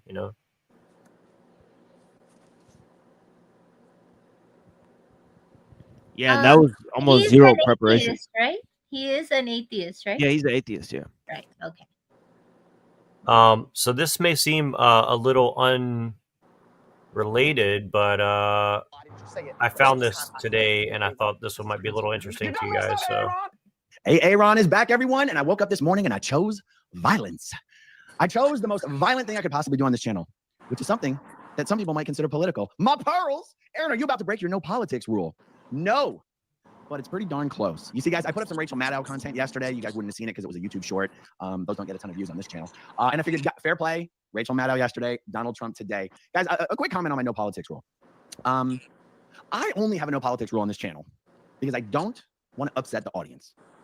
Now, please, your current audience is a little bit of a problem. The healthiest way to, have a channel, to build an audience, is to do exactly whatever the heck you want. And as long as you do that, you will over time end up with an audience that likes that.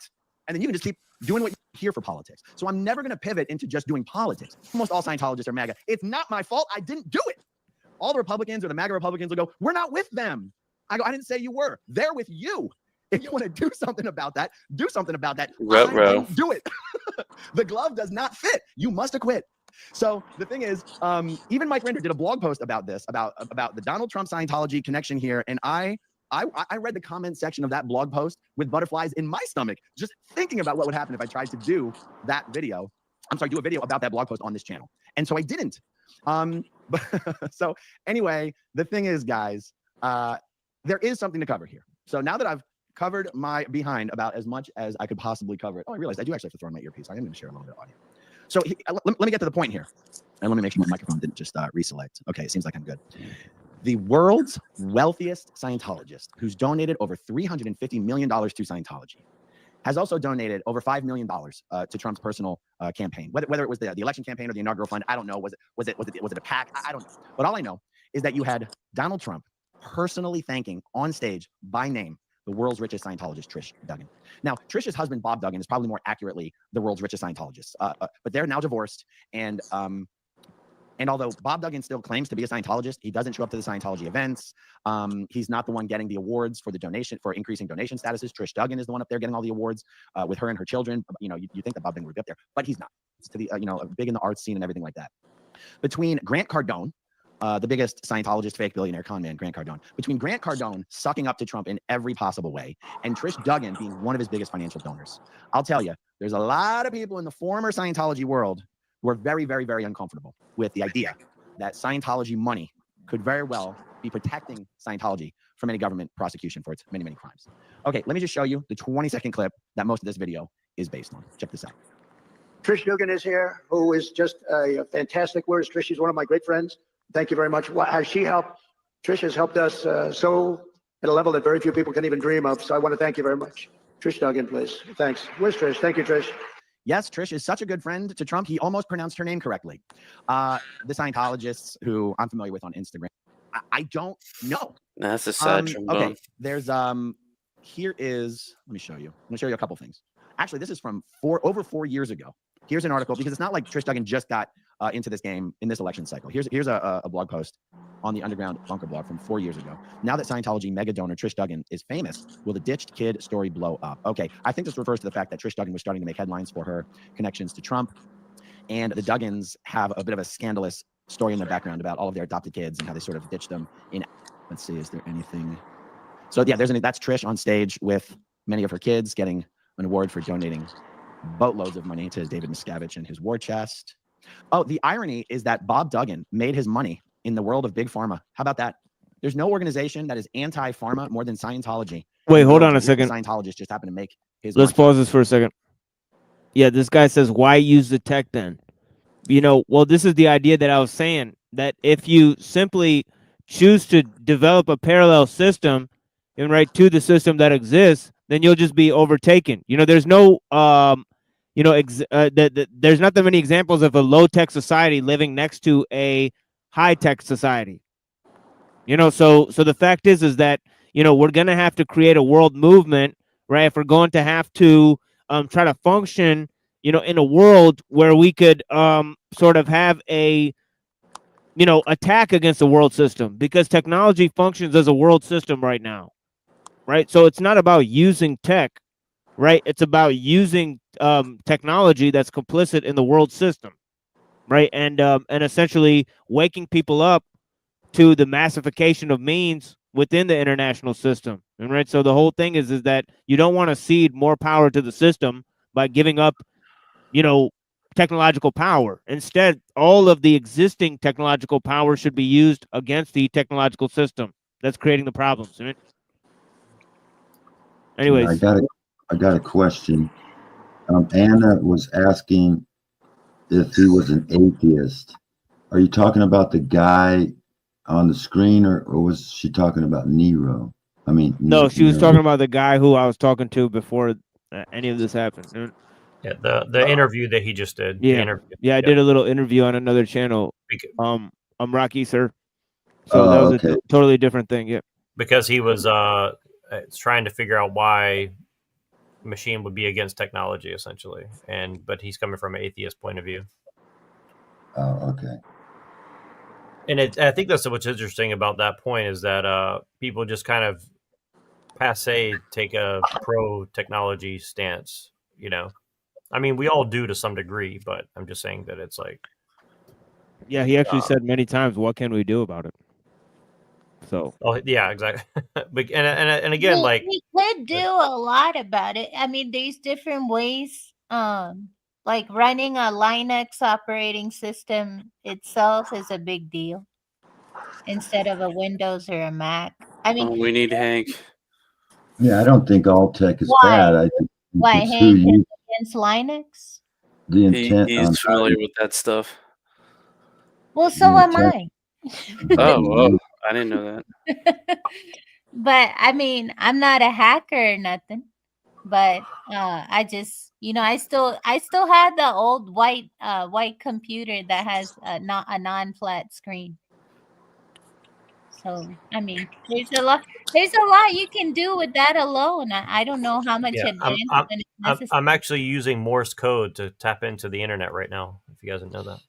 Fuck you, Nero. Just kidding. I'm just trying to say, okay, wait. There's Customs and Border Patrol controlling the way you travel. There's TSA. There's there's these given air routes. There's given roads. I'm just trying to say that all these controls are already placed. So the freedom of movement, the freedom of communication, the freedom to exist has already been restricted. So then using this technology to communicate, I think in the grand scheme of that is a small change, it's you're talking about okay, well that you almost completely neuter the population, and then suddenly you want them to just exist without technology or any help at all. And that's a little unrealistic. Well, I think that's the plan. Whoa, machine dropped out again. He'll be back. Yeah, I kind of made the argument before that I think that they're going to set up a control group. I think they want a control group of people that aren't in the technological system as well. And I think they're going to move more and more people into the control group as they push other people back into the cities. And yeah, it's called the Amish.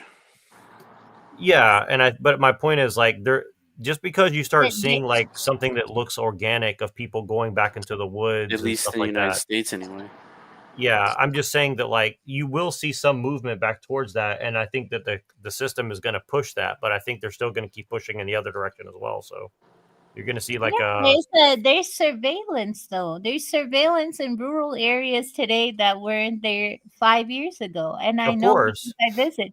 They need the data. They need the data. I mean, Alex Jones used to talk about how what they're going to do is they're going to drop a bunch of smart dust all over, you know, the forest and the jungles and everything else, and then they're going to use these satellites to like collate data that bounces off those little smart dust and use the data for microclimates and find out if there's people hiding in, you know, the Amazon jungle and stuff like that. Now, I'm not saying that that's true, but that's what he said, and I think there's good reason to believe that it's certainly possible, you know, and you know, there could be arguments as to why there's, you know, people always talk about the quote unquote CHEM trails, right? I mean, maybe that's part of that. I mean, certainly I think that that you can make an argument that some of the aluminum that they're using is used for radar, to boost radar signals and stuff like that, and or radio.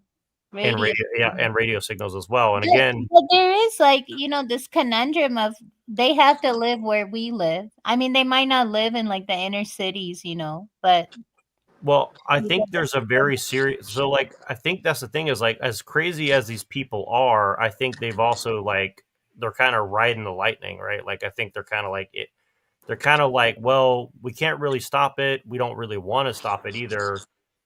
But also, like, you know, we could try to manage it to some degree. And I think that's what the whole environmental, what do you call it, climate change, you know, all this kind of stuff, all these different things that they're talking about, right? Like, it's not only because they want to quote unquote depop or something. I think that it's actually they're trying to measure, like, how much can we actually, like, keep it survivable whether we get there or not. So again, I'm speculating, but I think there's good reasons to make these speculations, in my opinion. So I feel that they want to keep, you know, an eye on the animals in their zoo, essentially. Yeah, so.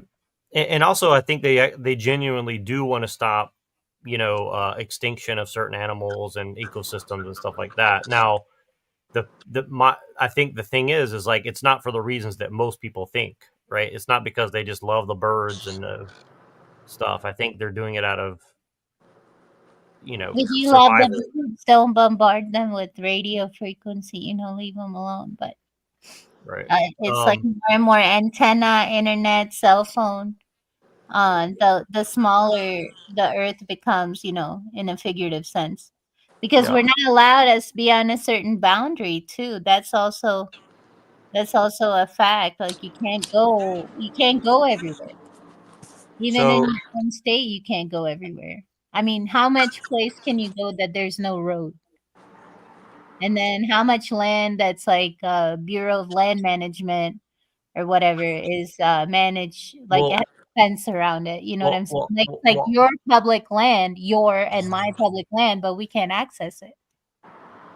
Well, and also like just say that you want to go live a natural lifestyle and you want to get far away from people. Well, go try to live in the northern part of Canada by yourself. Go try to live in, you know, northern Russia and, you know, even in like Chile or something like that. You know, like go try to live in windswept Chile close to Antarctica. I mean, you know, you're not going to survive very long without some sort of large settlement of some sort. You know what I mean? Like it's just not feasible, you know, even if you could do it legally and, you know, all this. So, I mean, it's, you know, there's got to be a real will to do something like that. And I'm not trying to change subjects on you. We can go back to that, but I just want to show you that, you know, the Scientology thing here is kind of ironic that he's basically saying that, like, well, because Scientology markets itself to be grassroots, right? They don't want medication. They want like holistic. But then they're all tied into Silicon Valley and big pharma. So like, he's basically saying like the largest donor to Scientology, like literally got rich out of big pharma. And I'm not saying that's true, but this is what he's saying. And like Humira, it's one of those drugs that are, you know, just dubious to say, in my opinion, but yeah, it's pretty, I don't know. I'm just saying it's like, it's kind of interesting because like you're seeing kind of like a direct, you know, seemingly thing. And there's just one more thing he said. I just want to make sure funny I miss it. But in big pharma, absolutely video. incredible, right? Let's see. I think Tony does somewhat mention here what that scandalous story is, but that's okay. And this is the most recent story that was on Mike Rinder's blog about the significance for Scientology that their favorite candidate won. So let's just see what he said. This is not the article that I said had a ton of horrible comments. This is a little more safe. Okay, Scientology has finally achieved safe pointing the U.S. government. It has been a dream for decades, and the closest they have ever come in the past is getting John Travolta and Tom Cruise to canvass the State Department to condemn Germany for discriminating against Scientology in their country.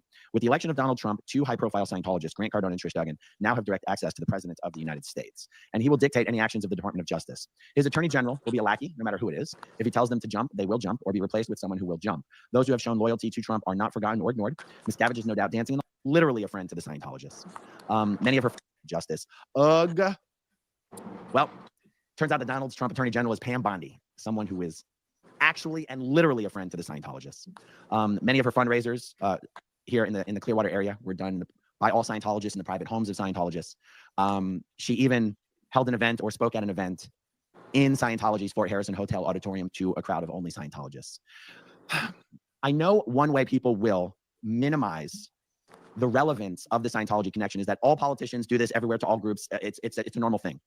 Guys, there's only 25,000 Scientologists in the entire world.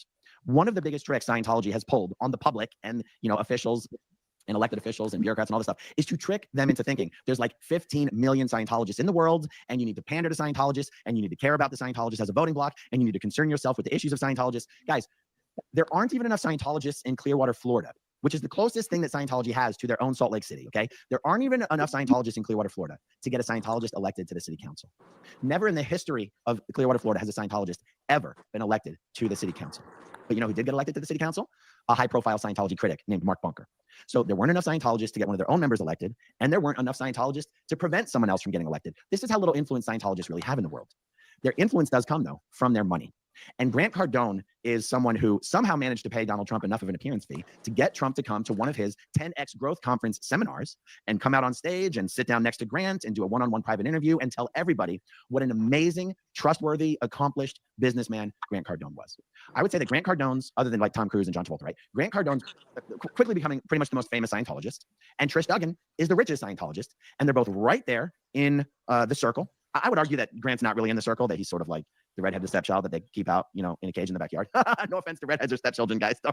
Oh, just a joke. Okay, but Trish Duggan's in the circle, okay? Trish Duggan's in the circle. Joy Villa, in the last election cycle, Joy Villa infiltrated the circle for a little bit. She's a Scientologist. She actually tried to push Scientology on other members of the inner circle, and she was rejected hard. I have that from an inside source. I'll never claim because none of you will ever believe it. My information about how hard Joy Villa was rejected when she tried to bring up anything about Scientology has always given me a certain level of comfort that the Scientologists think that their connections to Trump are going to protect them, but I don't really think that they do. So that's one of the reasons I've never really covered it. But I'm bringing it to you guys. What do you think, no matter where you're at on the political aisle? I don't care. What do you think? What are your arguments for this being a big benefit to Scientology? And what are your arguments for it? No, it's not a big deal. It's not a big deal. And if you're in the camp of screen shares here, I don't think so. Was there any other notes? Start comments, and we'll wrap this one up. Keep it short and sweet. How similar the MAGA cult and Scientology are. The followers of both those cults are literally blind to the facts and just deny reality. Well, Eggert Olafs, you have chosen violence as well, sir. Thanks for starting that comment. That's okay, guys. This is a video about a topic. It's important, and people have opinions on both sides, and I don't want to be afraid to talk about these things in videos. So if you're horrified that you think I broke my no politics rule, give the video a thumbs down. If you're glad I'm talking about this, give it a thumbs up. Either one is fine. Jay Bird Wedbetter says, I'm going to guess the Scientologists are Republican because of the whole freedom of religion thing and no taxes on churches. You are partially correct. If Scientologists were a single issue voting, they're against it, okay? And just based tends to have policy proposals and budget proposals that increase funding for mental health initiatives. Scientologists are against that in all, full stop, anytime, anywhere. And it is true. It is true. Scientologists are told who to vote for based on proposed legislations and policy platforms. And 99% of the time, they are told to vote Republican. It's true. They use secret briefings because it's illegal. It's illegal for churches to tell their members who to vote for. They do secret confidential briefings on the 10th floor of the Fort Harrison Hotel in the Crystal Ballroom. And they also use their front groups. There's little political front groups created by public Scientologists who are then told by the Office of Special Affairs who to vote for. Those front groups then tell the Scientologists who to vote for. And that's how it works. CO Bilf. The ideal orgs and event stages look like they were designed by Donald Trump. Okay. Marilyn Honig, good to see you, Marilyn. Grant Cardone is lurking in that circle too. Posed on his Instagram with the new head of the FBI. I did see that. Yes. People have been sending me. Yeah, so that's what I was trying to get to right there is the yeah, like you have Grant Cardone hanging out with Kash Patel of the the new head of the FBI essentially. So yeah, what kind of name is Kash? Like, what is his real name? Kashi or something like that? What's his real name? Let me look it up. I don't know. Kash Patel, but I mean, I just think that it's interesting. Like I've been talking about this privately for like 2 years. Gosh, Scientology. Kashyap. His name is Kashyap. Oh my god. Yeah, Kashyap. There you go. Oh my god. Why do they demonize these names? That's such a beautiful name, Kashyap. Why would he go by Kash? And the Patels are the people that are known to have all the cash in India. Well, that's why they name him Kash. It's like a nice little like we like money, we like this, it's like the perfect we like money, we got money. Yeah, it's so check this out. So I want to read a little bit about his background just because it's interesting. Like I said, nobody's talking about Scientology and how like they are kind of like a weird intelligence agency, I would say, in my opinion. But so he went to University of Richmond, and he went to Pace University of Law in New York, and he also went to the University of London for international law. So he has an international law degree from University College of London. Bro, all those degrees together has to be at least like $500K. Exactly. Yep. And so let's see. And so like it just doesn't say much about his background. It's like he's 44 years old, and they just kind of skip over like everything. Like, okay, so it took him from 2006 to 2014, and it just says like he was a public defender in Miami-Dade. But that's interesting. As a public defender, he represented clients for drug trafficking, murder, firearms, and bulk cash smuggling. So he defended drug traffickers, murderers, firearms. Okay. And they're like, okay, so now let's go put you in the Justice National Security Division for a trial attorney, legal liaison at Joint Spec Ops Command. Okay. Counterterrorism. Okay. So anyways, it's just kind of a strange optics, in my opinion. Informal Ukraine policy role. So he was, huh? Kash Patel role in Ukraine. Yeah, so so some advisors. Let me read this, and this is a Trump Ukraine scandal apparently. So it says,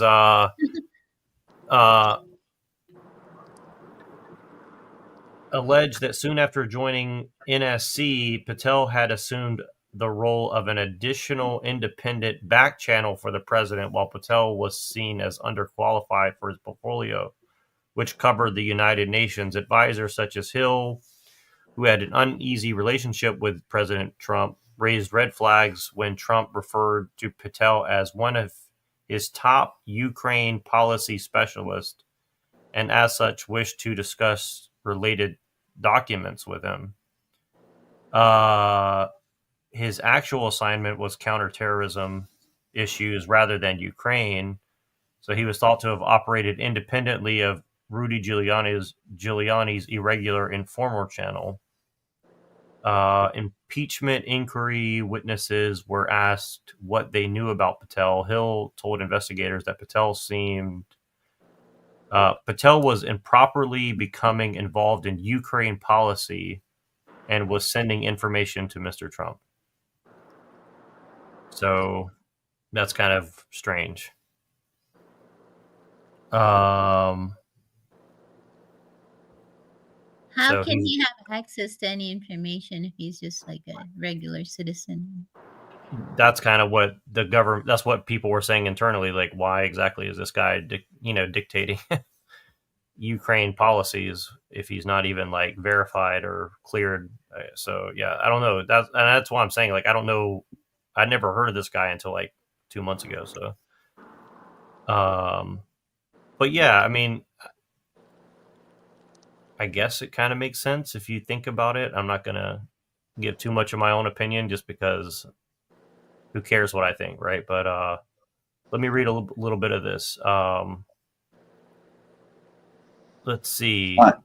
Scientology is a Masonic order from the 1800s, along with some other false churches like Seventh-day Adventists, the Mormons, the Scientologists. All there actually is a little evidence. There actually is a little evidence for that, and I'll leave it to other people to find that out for themselves. But yeah, you're not totally incorrect. There is evidence that it's actually older than what people think. Yeah.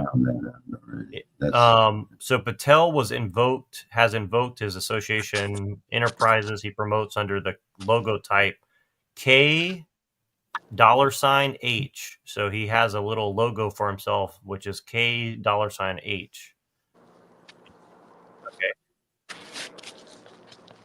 So he became a board member at Trump Media and Technology Group, the owner of Truth Social. So he's basically like working on that. And he was on far right podcasts like Stu Peters. I don't know if anybody knows who Stu Peters is, but Stu Peters was telling everybody that C-19 was a invasion of like parasites that were getting into people's brains and stuff. So I'm just telling you, like, it's pretty weird. Like, I'm not even joking. Like, if you don't believe me, go look it up. Alex Jones kicked him off his show because he started like saying that like there's like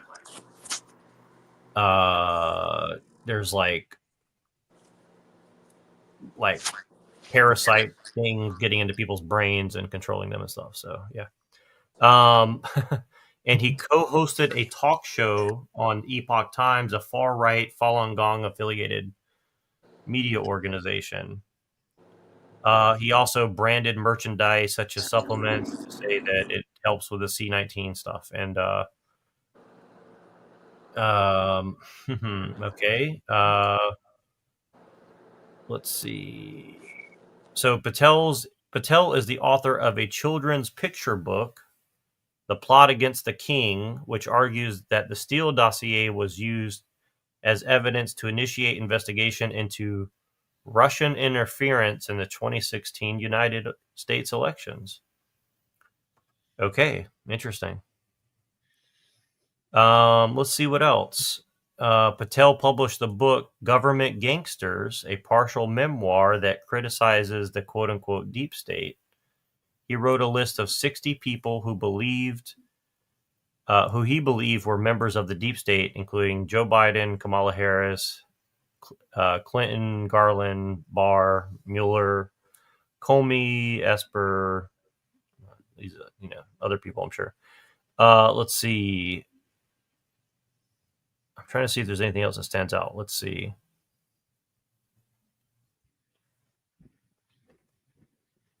We will find the conspirators, not just in the government.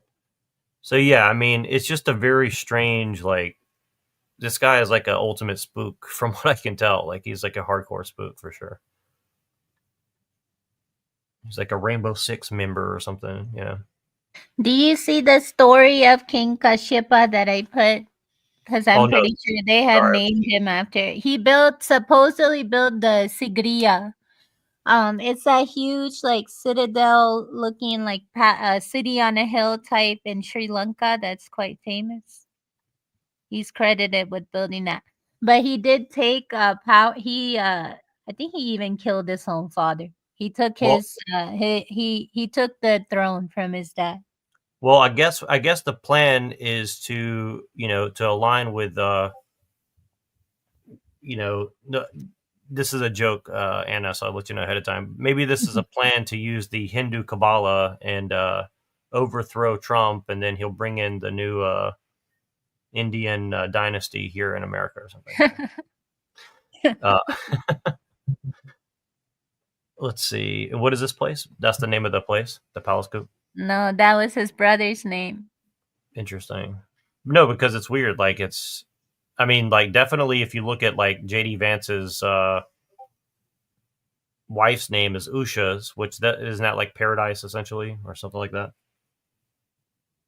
What is Usha? Could be Usha also could mean like something good, like good tidings. It's a very common name, Usha. Well, and JD Vance, I saw somebody make the claim that JD Vance is related to. Yeah, it does mean rising of the sun. That's what I thought it was. Yeah, sunrise. Uh-oh. Masonry's entered the chat once again. I'm just kidding.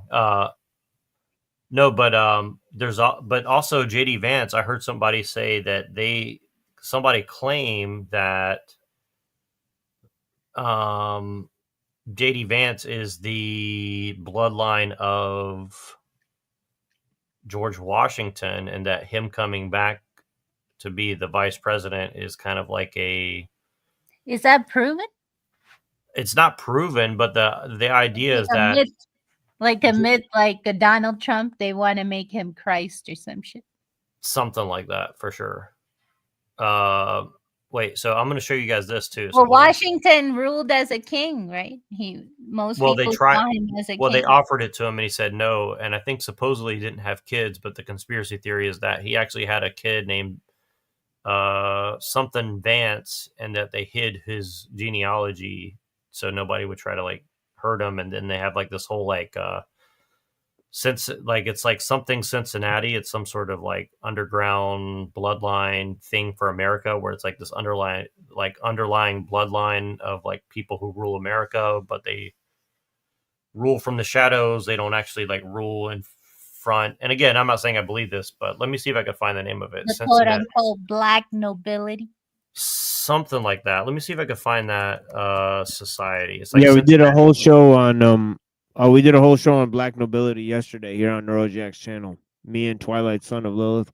Oh my God, I missed that. Yeah, so it's called the Society of Cincinnati, and it is a fraternal hereditary society founded in 1783. And it has 13 constituent societies in the United States and 1 in France. And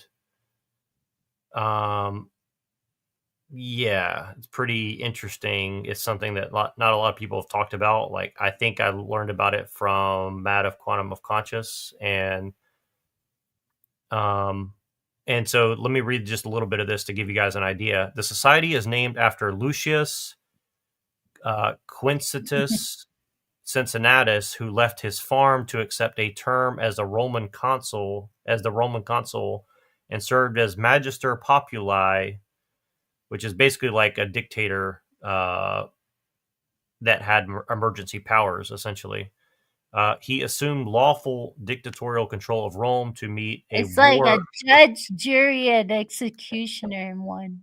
That's correct. And then when the battle was won, he returned to the Senate and went back to plowing his fields. And it says the society's motto reflects that ethic of selfless service. And I'm not going to try to say the Latin version, but the English version is he relinquished everything to save the Republic. And definitely Alex Jones has made very similar proclamations to that. About Trump. And it says, this is the 3 goals. It says to preserve the rights so dearly won, to promote the continuing of union of the states, and to assist members in need, their widows and their orphans. So I'm just letting you guys know that that's something that you might want to look into. And then I have this beautiful, handsome. Wait. He doesn't look like that photo no more. It wore off. It's wearing off. Which one? He needs to re-up on his Place shot. them with community notes similar to X. He's not looking like as after Trump first got elected in 2016, the legacy media wrote nonstop about how misinformation was a threat to democracy. We tried in good faith to address those concerns without becoming the arbiters of truth. But the fact checkers have just been too politically biased and have destroyed more trust than they've created, especially in the US. So over the next couple of months, we're going to phase in a more comprehensive community notes system, get rid of a bunch of restrictions on topics like immigration and gender that are just out of touch with mainstream discourse. What started as a movement to be more inclusive has increasingly been used to shut down opinions and shut out people with different ideas, and it's gone too far.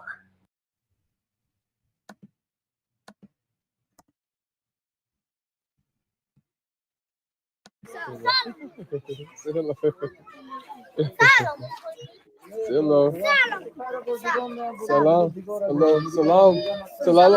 alaikum.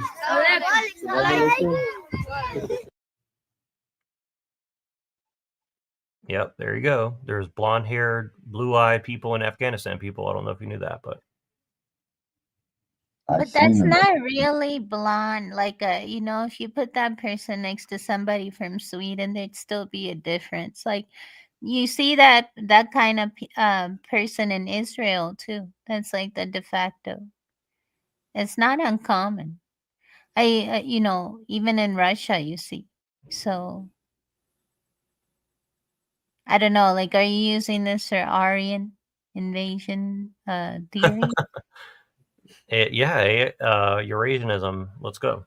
No, but that's been something that's kind of been talked about more and more recently, and so I just thought that.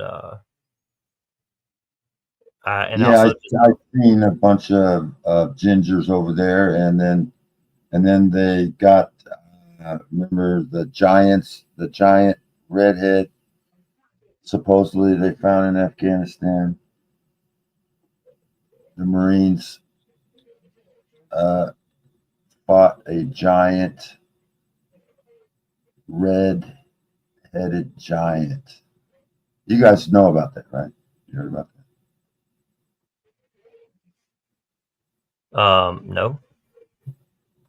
You never heard of the giant they recovered in Afghanistan during the Afghan war? Is it provable? Well, they said it was a red-headed giant. That's what I remember. They had pictures of him on a C-130 on a that was quite a while back. Could have been faked. I don't know. Yeah, I'm telling you guys, I'm like 6'3", and I got red hairs in my beard. So that motherfucking monkey man is probably where I came from. So you're saying they recovered you? You really are 6'3", machine? Well, there you go. Oh my God, he's a whole foot taller than I am. That's crazy. Yo, son, you 6'3"? That's crazy. Well, there you go. Helena Blavatsky was right, and yeah, right.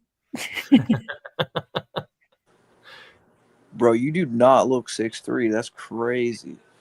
Well, he's called the Kandahar giant. I'm sitting far away from the laptop. I mean, I'm sitting like like 3 feet away. I'm gonna have to kick Unseen. I'm gonna have to kick you out of here. This is racist. You're saying because he's Pakistani, he's short. I mean, this is just yeah, I deserve it. I remember it was called the Kandahar giant. Yeah, they said he had flaming red hair and he flipped out. Yeah, I remember that. I was in Kandahar for 2 years at the base there. I forget the name of the base, but it was in Kandahar. What's it like there? Is the how's the dating life? You know, were you there for vacation or pleasure or what's I was a contractor. Oh, really? And yeah, I was working. What were you building? What were you building as a contractor? Were you building bathhouses? I was a heavy vehicle operator, and I was a trainer. I trained people how to fix the MRAPs.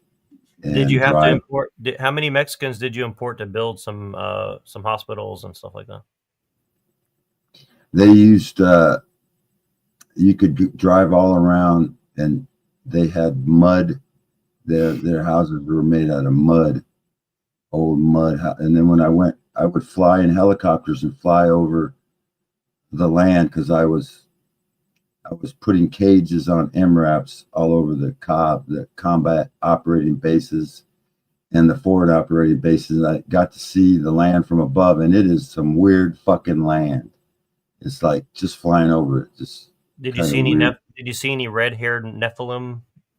I saw red-haired natives, Afghanis who were red. They look like why are they Nephilim? What the fuck? Where'd you get that from? Well, that's what he's talking about. There's a report, and there was a report that they found a giant living in a cave. A platoon of Marines came up on it, and they couldn't kill it. They kept shooting at it. I think some guy got speared by it or something. And then they showed. I heard some creepy pastas very similar. I heard some creepy pastas similar. Huh? I heard some creepy. Go ahead. Sorry, what? Well, he was at least he was I think 9, 10, 11 feet or something. They put him on these crates that they put when they haul stuff by the airplane, and he was pretty big. Yeah. Doesn't that remind you of that cryptozoology connection that you were talking about, Machine, with like some of these kind of occult stuff or something? Oh, yeah. Where is that coming out of? I can't remember off the top of my head. Lans von Lebensfels. And he was a Cistercian monk who wrote a book called Theozoologica. But yeah, I'm going to have to round off this show here. I mean, at least on my side. Can you guys give me like 20 minutes here? Yeah. Sure. Yeah, give me like 20 minutes. I'm gonna close my show here. Blessings. Right? Yeah. Okay. But yeah, guys, yeah, thank you so much for joining me here. I'm gonna read some things here. Just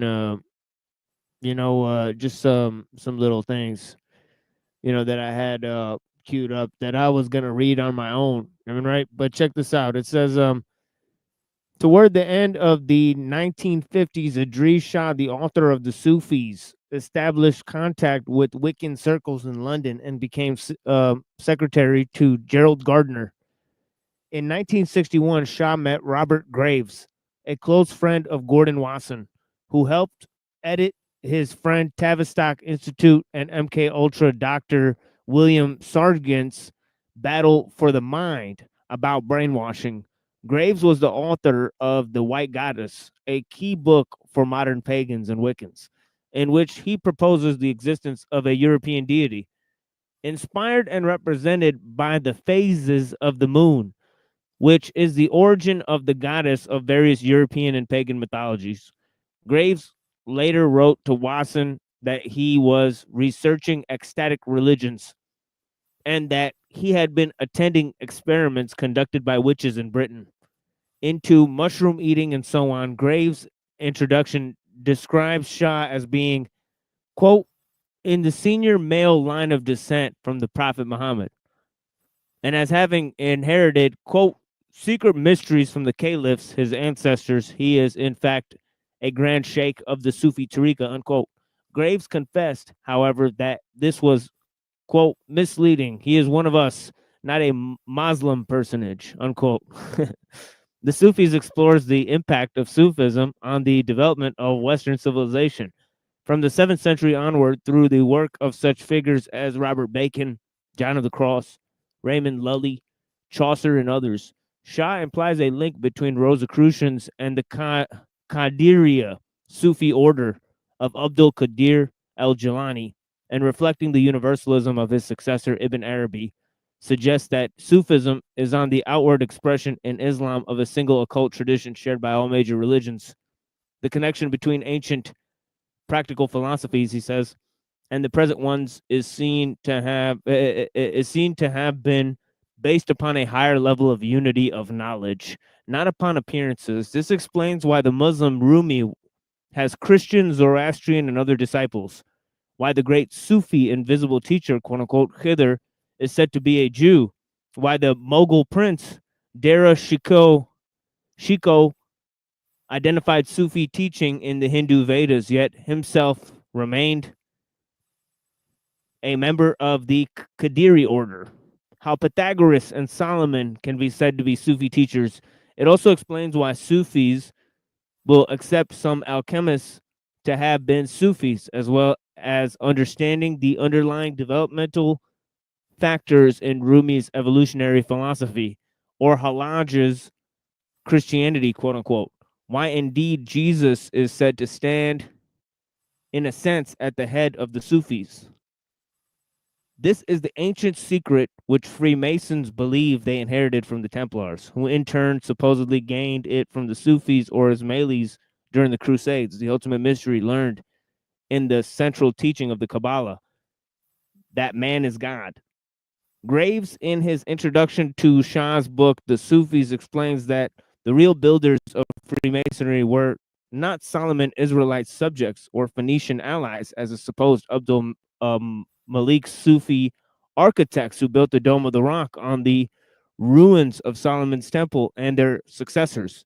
Their names include Tuban Abdul Fawz and his grandson Ma'ruf, the son disciple of David of Tay, whose Sufic code name was Solomon, because he was the quote-unquote son of David.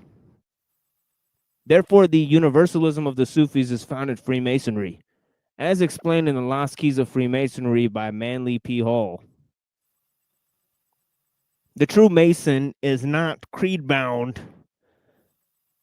He realizes with the divine illumination of his lodge that as a Mason, his religion must be universal. Christ, Buddha, Muhammad, the name means little, for he recognizes only the light and not the bearer. He worships at every shrine, bows before every altar, whether in temple, mosque, or in cathedral, realizing with his truer understanding the oneness of all spiritual truth.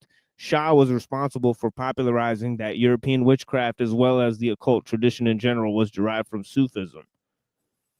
Specifically, in the Sufis, Shah mentions as a source of this occult tradition the Aniza tribe, which originally issued from Khaybar in Arabia, which was initially inhabited by Jews before Islam. It is the same tribe to which belong not only Jane Digby's husband, Sheikh Medjool al-Mizrab, but most importantly, the royal families of Saudi Arabia and Kuwait.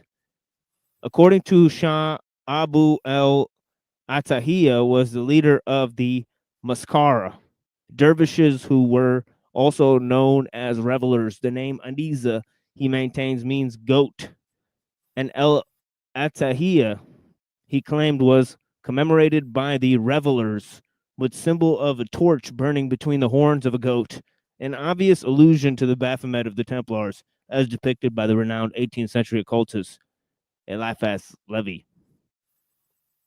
After al-Attahiyya's death, a group of followers supposedly migrated to Moorish Spain, where they influenced the spread of witch cult in Europe.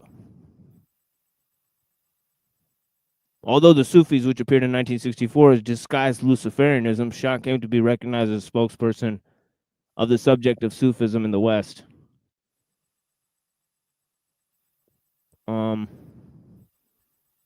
Yes. And that's all we'll have today. Blessings, guys. I mean, we're going to play this outro here, and then I'm going to end the stream on my side, and then we'll continue on this channel at Neurojack's channel. So if you guys aren't subscribed to Neurojack's channel, please subscribe to Neurojack's channel. All right. And yeah, thank you for joining me here on The Machine Lies, where we talk about the lies of the machine on The Machine That Lies. And tomorrow we'll be continuing with Elul, Taoism, some news, open panel. We'll have music, and we'll also have discussions on Kaczynski and versus what's his name? Kurzweil. Both Polish. Interesting. Right? But yeah, blessings. Man. Shout out to my Polish in-laws. Blessings. But yeah, anyways, here's a song for you guys, and then we'll see you guys tomorrow night at 7:30 p.m. Eastern time. And thank you for joining me here on The Machine Lies, where we talk about the lies of the machine on The Machine That Lies. Give me 1 second, guys. Let me find this here. Yeah, here we go. Read chapter 2, conscious of sin.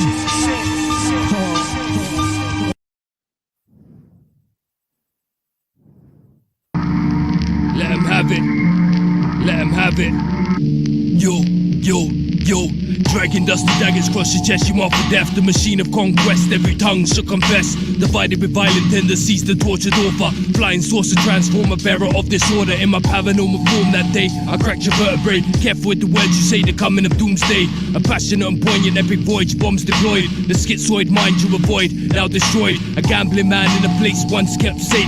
The wailing woman awakes with a gun to embrace. Planes crashing, sword swinging, drunken assassin. Albatross in the tiger's heart's lock, still thrashing. Smack you whack rappers backwards, desperately depressing me. Flow so heavily, oh now, how you mention the cobra venom weapon therapy. Very enemy, bullets enter me, strike back out with no discrepancy. The purest energy, hologram was never there. Hidden prophecy soon revealed, stay trapped in my glare. No air in the underground lair where we slumber. Beware of nightmares that float by and drag you under. So bring all your wishes to me and I'll dismiss them one by one. Throw body bags off the cliff after I kiss them, loud bumps. Torn and twisted body lumps in solid mud. Squeezing rats in my apartments, I would settle love. Watching wolves pecking my flesh, the face of the amulet. Haunted woodland, disfigured just like the woodsman. Drag a pickaxe, skin sacks, bones collapse. Facts opposites attract. Bridge snap, whips crack.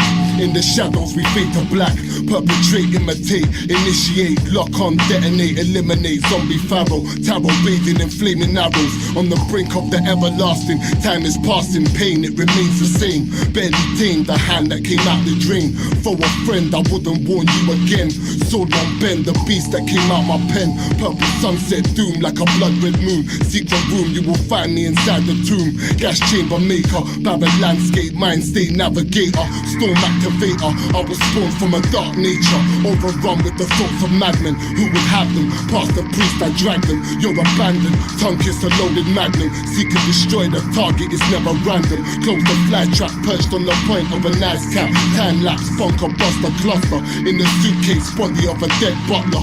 Feather duster, you've heard of the mad long ghost. Bracken dance, straight out the ground we rose. Tested stricken, art of the beast mimic. This the earth style, 4-pillar wood prison. It's doomsday. It's doomsday. It's doomsday. It's doomsday. It's doomsday. Doomsday.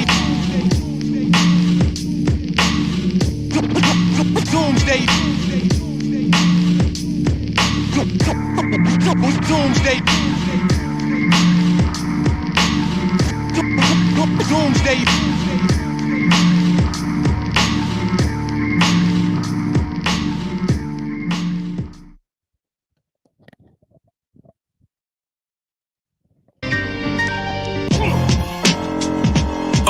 Yeah, Shaheem, isometric concepts, Kane, yeah. The ghost of Big L paid me a visit last night. I brought the pain with me and my eye turned white. We can handle this shit like some rappers on the mic or gunfight, whichever you like. Doesn't make me a difference. You dealing with a nigga really in the trenches. I kill a king, fuck the queen and kidnap the princess. Take all of his riches, the Fortune 500, then feed the unfortunate. It's Robin Hood, the second coming of it. I'm coming with wisdom but no women. I deal with logic over feelings. Every little step I take, the 38's by my side like a reeling. Niggas want beef, I bake, fry and grill it. It's SI in Philly. Shaheem, I'm so codeine. They trying to pill me in my cold deep pain. I'm from a different generation with a different obligation. In these sticky situation, I'ma come out gun blazing. Like the invasion of the bald heads and army fatigues and Gore-Tex. Ready for battle like Cortez, more or less. This is Furious Anger 2021. We troublesome. Honey squeeze first, hitman for hire, snipe your weak verse. This that elite work, it's rapid fire when my heat bursts. From where they eat perks, success of blood, I got a deep thirst. I take your face off the block and put it on a t-shirt. My bars pre-heard, smoke whoever on God's green earth. I'm 10 toes down since sweet birth. I'm born feet first. Do your research. Pelly, break beats, rip your crown from you and fly your head. I'm the same beast, different animal. Lyrically, I'm what they reaching to be. Your favorite lyricist just decent to me. Loving leisure, hungry, eager, bust and leave you like these demons. I'm free. There's nothing sweeter, fuck a feature. Watch me eat them for free. Pebbles and pitfalls, ghetto with big balls, never been bits off. I play on foes, they pray I get arrested and shipped off. Cynical, sick thoughts, Pella's a big boss, letting his fifth talk, then plead the fifth. I'm questioned by tipped off, detectives they been called. Cigar lit, Chianti, I pause in my cup and sip. Got a list of guys that gon' kick the bucket, I calls that my bucket list. I'm a king, when I walks in the room, you hear trumpets hit. Disrespect gives him death, that's appropriate punishment. Oh yeah, do your gun you quick, cause he more live. Hit you with 50, I ain't talking about no 3.5. Medical strains, Pelly's amazed. These punchlines got dead legendary rappers.